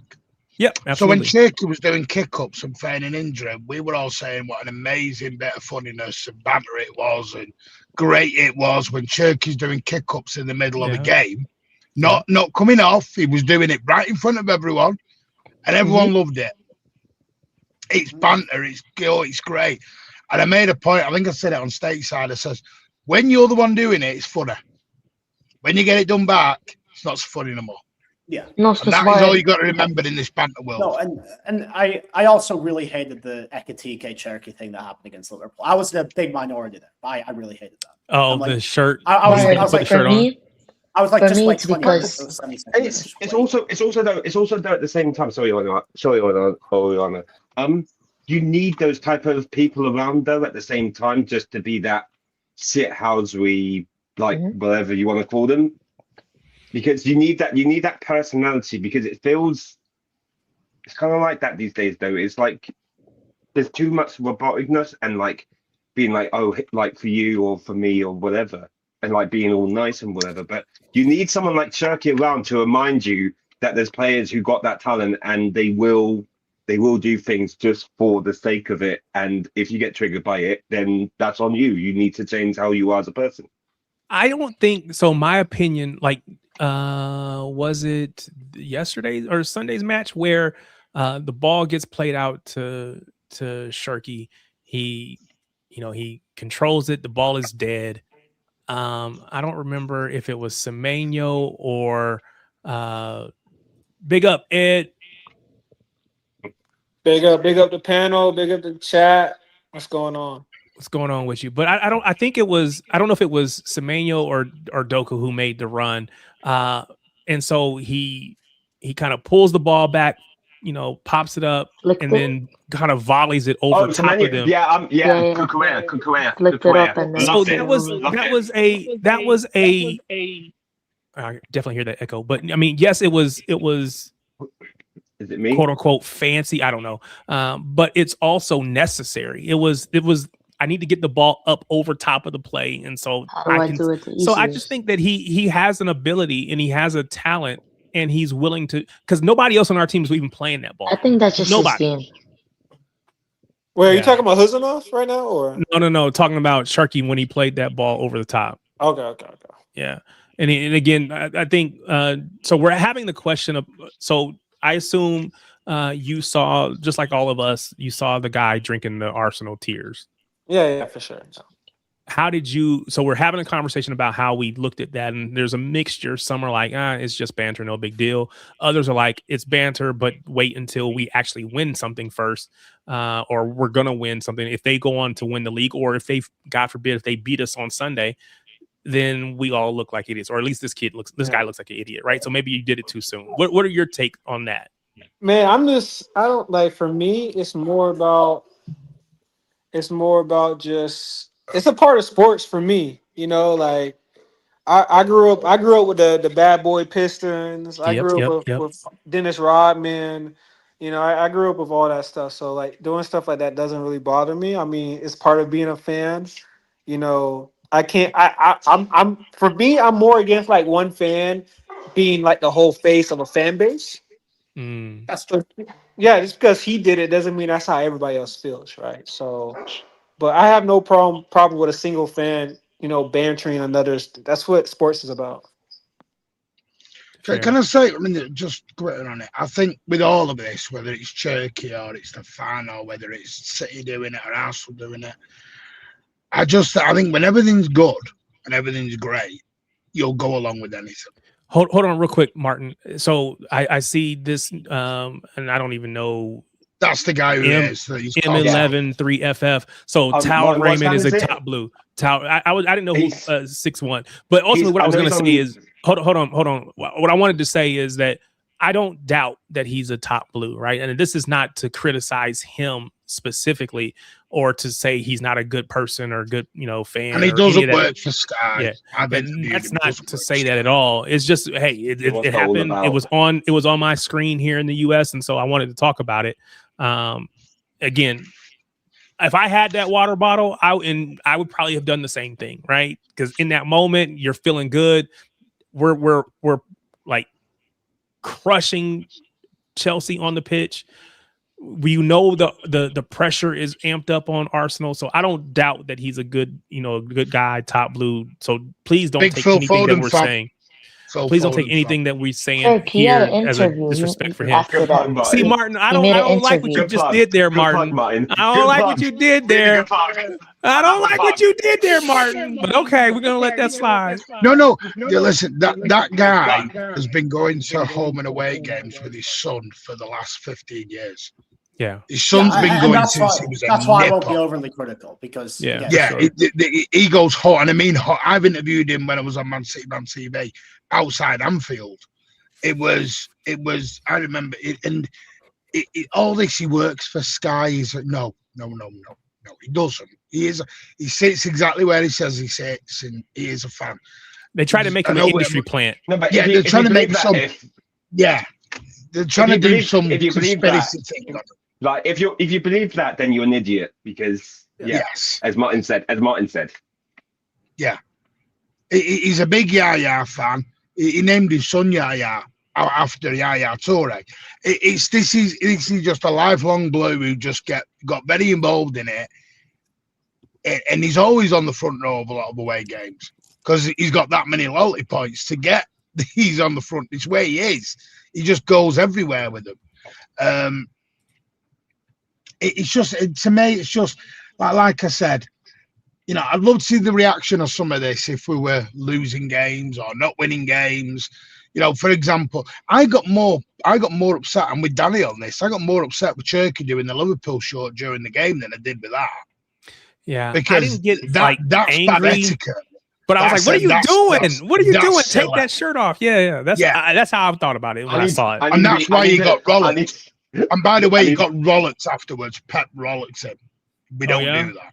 See, I know like somebody, because he was great, put it on, and then he kind of turned, and I don't know who he was talking to because they were off camera, but he was talking to somebody. Got get off. Somebody told him, like, take that off. And so then he kind of like, oh, my bad. Oh, okay, cool. My bad. Yeah, and by the way, he's old enough to know you don't do that. He's not a 17-year-old kid who's making his debut. You don't do that. Isn't it kind of bad on Ekitike as well, like swapping shirts with him before the game's even finished? Well, that's what I mean. It shouldn't have even been doing it. We're looking at Cherki, but like look at Ekitike at the same time because he's swapped with him. Those two have had conversations before.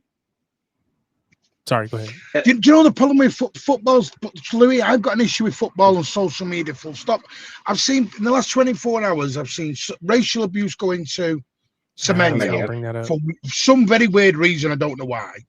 I'm seeing people celebrate Ekitike getting stretchered off. I'm like, this has gone, it's gone too far. And the problem is now, I don't think we know where the line between banter and abuse is now. I think those are just gelled. They're gelling together, and we don't know where the line of banter and abuse has gone to anymore. Because stuff I'm seeing is crazy. The Ekitike, was that today? Yeah.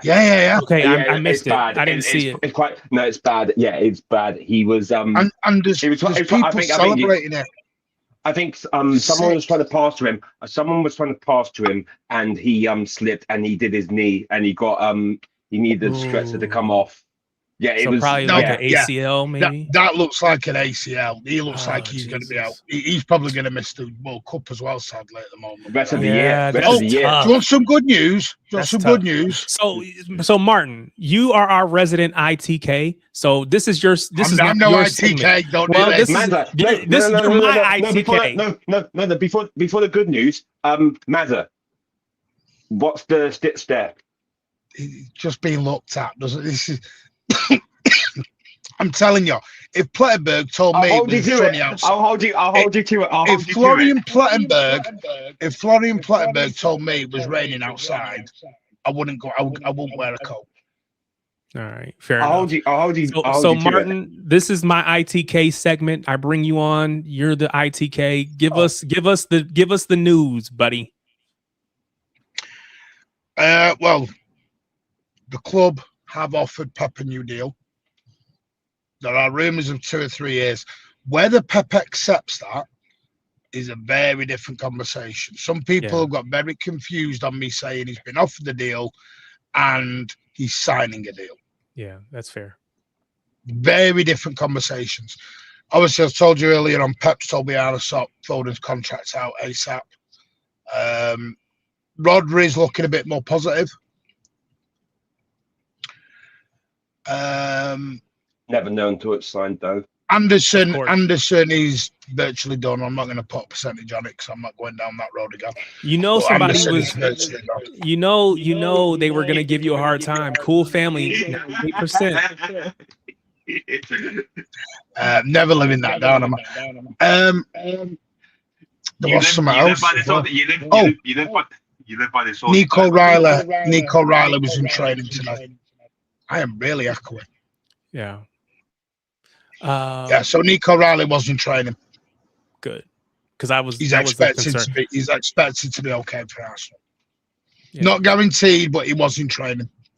Yeah, I definitely want him available because I think what he offers, the combination of his size and his ability is amazing. But I'm also really confident in Ryan Cherki. Let me just check my WhatsApp if there's anything else on this. I'm really interested in if Nketiah starts, well, technically today, but tomorrow. Because him against Semenyo, him against Nunes. Sorry, go on there. I'm interested in if Nketiah starts, because if Nketiah starts for Arsenal tonight, tomorrow against Sporting, then it's Nketiah versus Semenyo again on Sunday. You're right. For us two, but not for Ed and Tarek in the mouth. Oh yeah. Ed's already been out in the park chasing women this evening on another show. He would never. Next. Ed would never. Mateus Nunes, 2029 contract. Whoa, 29. That's a bit short. I mean, everybody's looking at the 2030. I think Cherki and those guys are to 2030.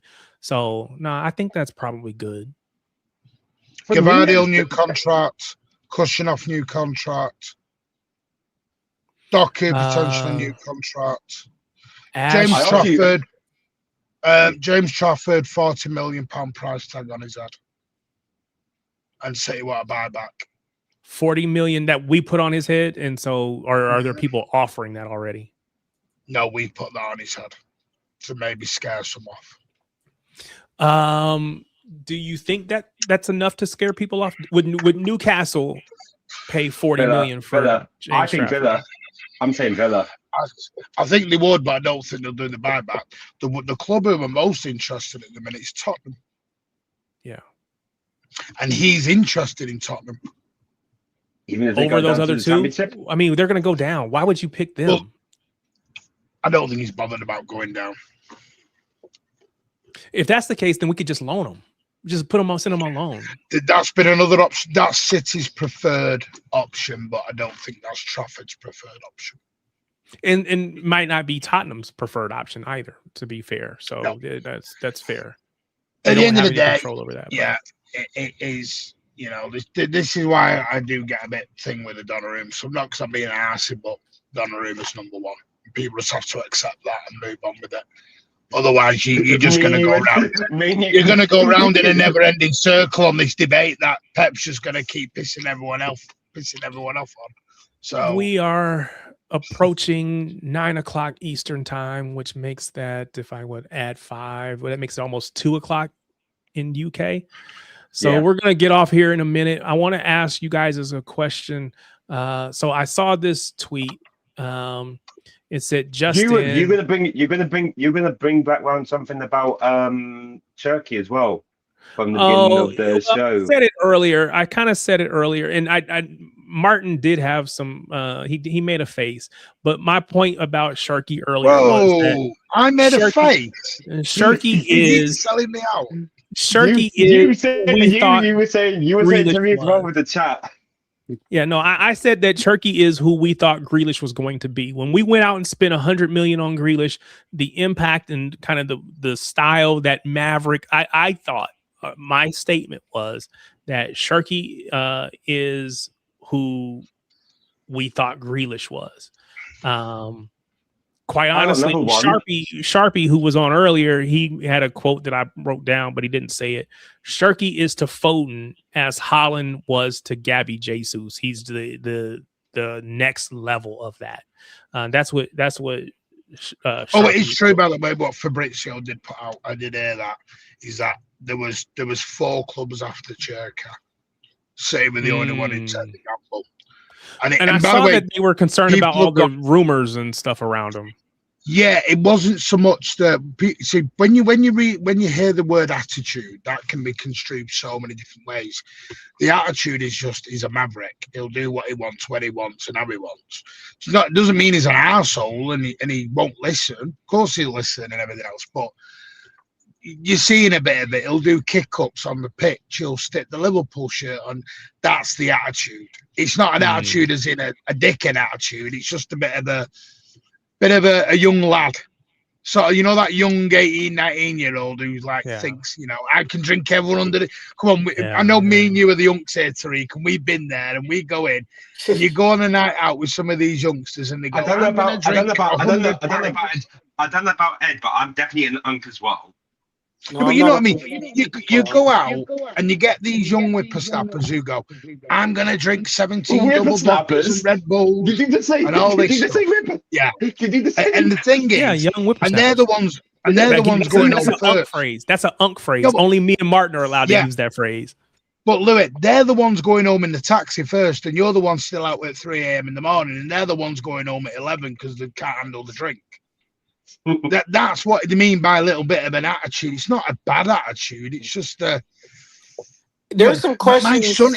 My son's 16 and he's got a proper attitude on him. You want to see when we go to the gym together? He's like, I'm going to lift 3 times your kind of weight, Dad. I'm like, of course you are, son. You know what I mean? It's a bit of an arrogant attitude. It's nothing bad. But I think questions were more around his entourage too, right? Like some of his entourage was a little questionable. Like sometimes around football players, they have these people around them too. So I think it was just doing a due diligence on everything. Chris wants to talk Mazza. I was going to say, let's get this topic because I know that was one of the things that came up earlier today. I saw the tweet. Manchester City are interested in Ibrahim Mazza of Bayer Leverkusen as a potential replacement for Bernardo Silva this summer. Hold on. Let me just say this. I watch City. If City plays your team, then I pay attention to you. If you're not somebody that's just so well known that I already know you, I'm probably not going to know. So I don't know much about Mazza. So he scored 1 of the 2 goals against us in the Champions League in the league phase. Yeah, we were leaky, so that's not hard. No, but in his quotes after the game, he said it was a privilege and a dream come true scoring against City. So Ash says he's Algerian and French, and I don't know if I think you're talking about. Are you talking about Mazza or obviously Cherki? Yeah, Mazza. Or both. I mean, because obviously this fits Cherki too. Yeah, Cherki too. Yeah. So Martin, if you're still around, what is the word on this Mazza kid? They've scouted him, nothing else. Scouting him, nothing else. All right. Yeah. So as they've scouted Lewis Hall, as they've scouted Tanala. So what I read about him is that he kind of plays all over the pitch. Martin, you said never mind. No. They're scouting him. This Flattenberg was saying it's all we're going to sign him. No. People have got doing this replacement of him. There is no deal for Mazza because they've sent a scout there to look at him. I'll tell you one for example. Do you know Manchester City had 3 scouts to watch Pedro Neto at Wolves for 2 years running? 2 years running. And they had a meeting with him, and they had a meeting with his reps. Never came off. If we list the amount of players we get linked to and we scout, it'll be a 24-hour stream just on that, because there's the names of this is what a scout's job is. Yeah. And it also could be, and the other thing is what I got told is be careful what some of these aggregators or reporters are saying is, because it's approaching transfer season. So what you'll get now is you'll get linked with every player. Tomorrow or the next day, we'll get linked with another midfielder. 4 weeks ago, we were linked with Morgan Gibbs-White. So in the last 4 weeks, we're signing Mazza, Morgan Gibbs-White, Tanala, Anderson. Who else we've been linked with? Ed will know because we talked about. We've been linked with about 7 midfielders in the last 4 weeks. I've been talking about Pablo Barros, but I haven't seen any links to him, unfortunately. It's a lot of agent talk. All right, fair enough. There you go. That's the talk about Mazza. So the World Cup is approaching, and I saw a tweet, and this is going to be the last thing, and we're going to get out of here. It said not FIFA, not the New York bit, is it? No. It just says FIFA has banned tailgating before World Cup matches at major U.S. stadiums. Tailgates are normally free to attend, and they've been banned. So there was a comment from Dylan, who comes on here occasionally. I don't know if he's in the chat at the moment. And said, God forbid American fans welcome our fellow fans from all over the world to hang out, have drinks, and eat some food together before kickoff. We tailgate everything in America. FIFA wants to ban everything they can't make money off of. No fun allowed unless you pay for it. And then I saw this comment. What's that? It said, I'm a Brit. What's tailgating? So do you guys not know what tailgating is? I know what it is, but we don't do it. Because you know why? We don't have because you guys go to the pub. You guys go to the pub. Yeah, but not only that, we don't have them kind of trucks that have tailgates on the back end. Oh, yeah. That you can do a barbecue out of. Yeah. That's what I mean. We're not. And you can walk to your stadiums as opposed to having to drive. Yeah, and we don't, and that's we all have cars and that. And I know it's not just the original term was the trucks when that lowered down and you put the barbecue on and the drinks and you all get together in a car park and do that. But I think there's laws in the UK where you can't like you're not allowed to drink out in public and all that in certain areas of the UK now. There's no drinking zones and all that sort of thing.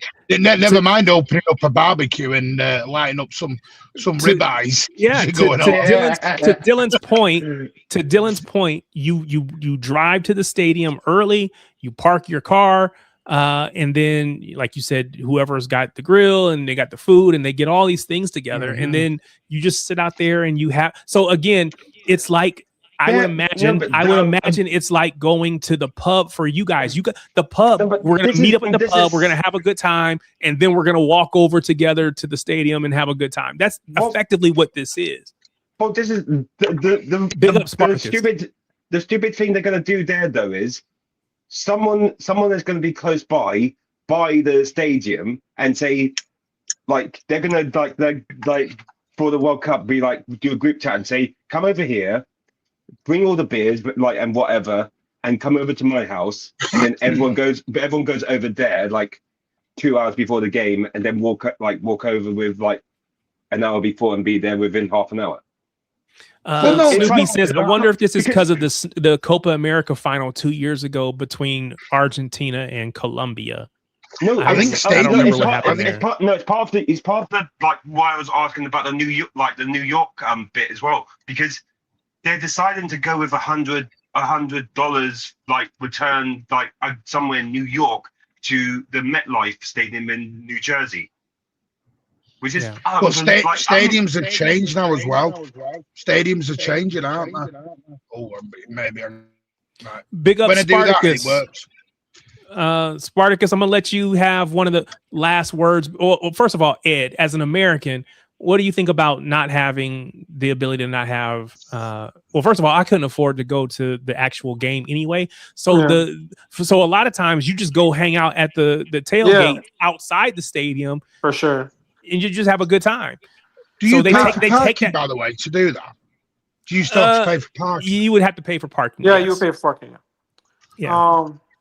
The thing for me is, I think this. I'm not gonna sugarcoat my words. I think this World Cup is definitely a money grab on extreme levels. A clusterfuck as well. And FIFA can do one because this is not. They're not thinking about the fans here. They're not thinking about people traveling and stuff like that. Sometimes tailgating creates the atmosphere too before you go into a game. Yeah. For a lot of people that talk about the atmosphere in America, but yeah, man, it's just a sad state that we're seeing right now where this is the only time the World Cup charges these prices. I was seeing somewhere where a subway is going to charge 10x of what they normally charge for people traveling to see the games and stuff. It's just... They're doing that this weekend in Las Vegas, by the way, for hotels. So... Perfect time for them to come join the Mancunian wave for the weekend. No, do you know what I was going to say about it? Do you know, and I'm sorry, I'm going to sound, not to turn this political, but I also think part of the reason was because of what's going on in the world anyway at the moment.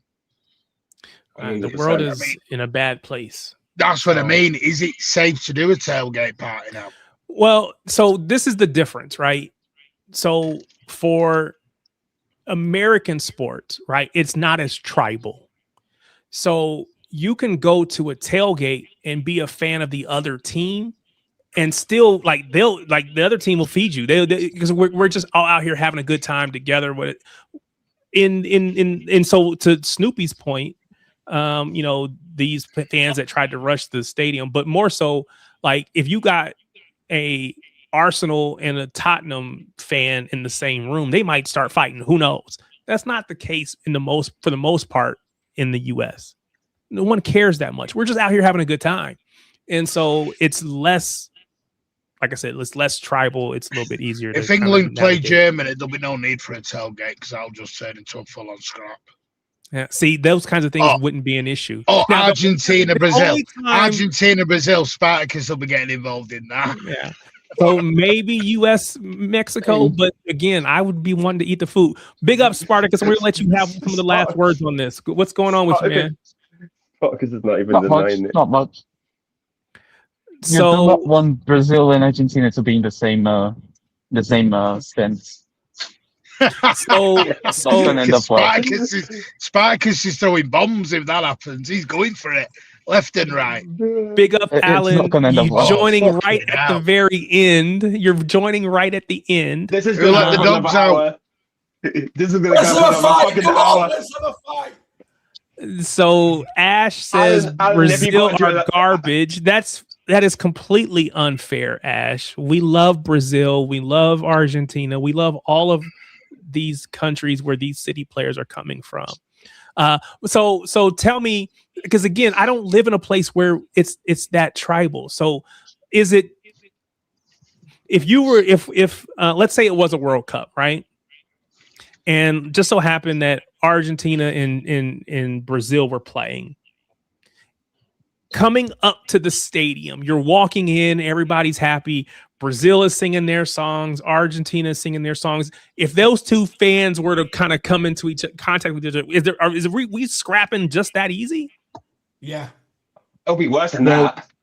It'll be worse than that. Usually, our songs are about. Usually, the songs from Brazil is insulting Argentina, and the opposite is also true. The songs from Argentina is insulting Brazilians. So okay, so let's say that it's not. It's not insulting the other player. So it's just that. It's just that. Yeah, it's just that. It's just that. Okay. Hey, no love lost. Hey, why don't we do England Argentina? We'll start singing about the Falklands. That'll go down. No, next. Alan's gonna go on a whole rant about this now. Next, fucking next. Jesus. Trust me, you're not doing no tailgate for that. Interesting. I don't know. I had to do some research and understand the context. Trust me, England, Germany, the fans when they're drinking in the day before I was in Portugal, right? When England were playing France in Lisbon, when they were playing at Benfica, I went to that game. We came out of the game. There were just fans fighting everywhere, and then we stayed on the coast in Lisbon, and we were in a bar. And there was a load of Germans came in, and it just went off. As soon as we saw each other, it went off. But why? It just does. We don't like each other. That's why. See, again, this is the culture. So let me ask this question: if it were a rugby, Alan, don't do the we. Don't do the we. Would it be the same? You. Well, hold on. If it were rugby, would it be the same? Like during the we situation, it's like integrating everyone. If it were only in this panel, you, Alan. Yeah, no. So if it's not the same for rugby, and would it be the same for what's the test stuff? Cricket. Oh, England, Australia, no. Cricket. Would that? No. So is it just football that has this issue? Yeah. Cricket's a gentleman's game, Tariq. It's for the toughs. It's for the toughs. I've been in bars over here, in pubs before the Ashes Test match, in Melbourne and Adelaide as well, and Sydney, and everyone goes in, even though they're the opposition. I'd love to see their reaction when they find out that you're English, mate. Yeah, I'd love to see reaction. He's there with the rest of the Conservative Party. How are you now? What a cunt. We came over in a backpack. You've got ball and chains. We came over in a backpack, and you've got ball and chains. Because Aussies, as you know, were brought over as convicts. So Ed, am I the only one? Well, I am going to end it. Ed, am I the only one that feels like that's like over the top? No. Trust me, you've got a World Cup. Ed may be gone. Right, if you've got a World Cup this year, and if England were playing Germany in the same city, right? Trust me, there'll be massive fights. All right. Ask Alan about his Australia Day. Hold on. They name it something else over there.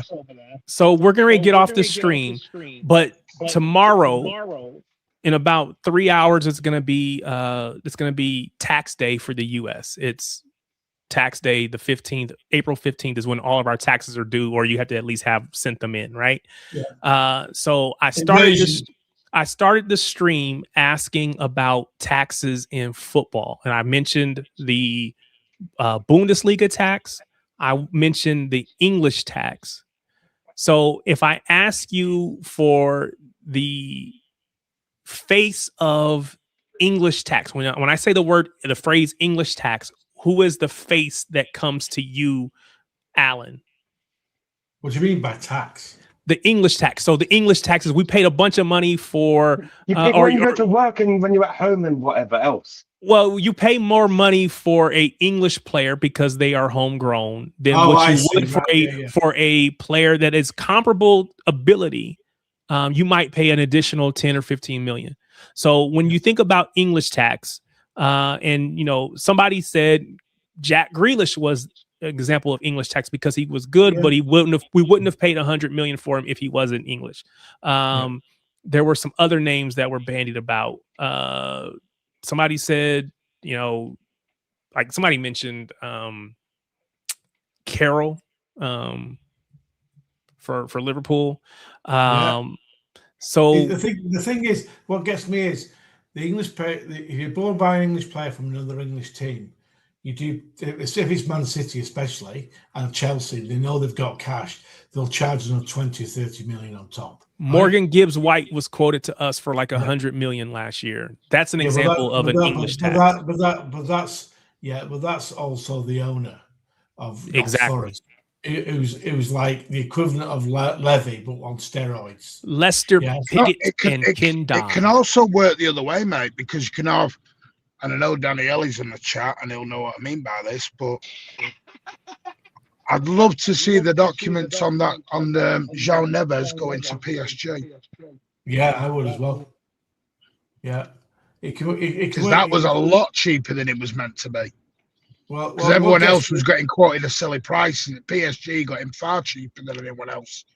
What gets me is, mate, is that English players, whilst we have to pay more for them, they're not. Someone has revealed something to me about that. They're not better than overseas players. Like Spanish players are a lot more technical. German ones are far more technical. The way they play, they're not actually better. So French players, we know, right? They've got about 3 squads they could pick for the French team, and they're all brilliant. They're far better than English players. All right, we are going to get off of here. It's time for me to go find some food so I can go to bed. Should I be doing stateside tomorrow, by the way, if you're all doing tax day?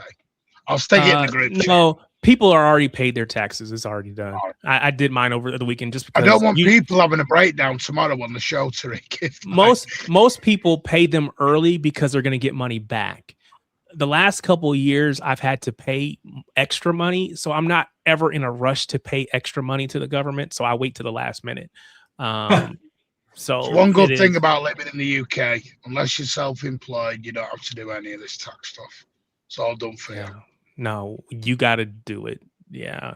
Now you can pay somebody else to do it, but you got to be responsible. Unless it's the money grabbing Tories, and then it's There you go. Well, one good thing about this, Martin, is there were no Tory party, no Labour next time. It'll be a certain person in the Reform Party that'll be in charge. So that being said, we will move on because I don't know anything about English politics, and I don't even want to know about American politics right now, to be honest with you. So that being said, big up to everybody that has been here, for everybody that's been in the stream, to our special guest, Marshall from Casually FC. Do me a favor, if you haven't already, go follow his channel. Chelsea fan, Chelsea content creator, but a good dude. I've had the privilege of being on streams with him, so go support him. If you haven't already, do me a favor, hit that like button, hit the subscribe button. Again, as you can see at the bottom, I'm trying to get to 500 subscribers. I think when I started today, it was like 5 or 4.9 or 410 or 4 something. I don't know. It was 4 something. So big up to Graham Boyce, who joined or subscribed today. Big ups to Long Manica Trinity.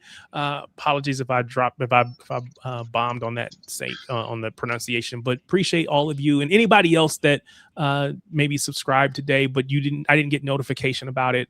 I do thank you. I appreciate it. So again, I do want your support. Tomorrow night, we will be on Martin on the Mancunian Way for Stateside Blues. So hopefully you will all join us over there. Big up again to everybody. You guys are great. You're here every single week, and I certainly appreciate the support. So big up to each and every one of you. That being said, we're going to get out of here. Thank you so much. Have a great rest of your evening, and we'll see you again next week.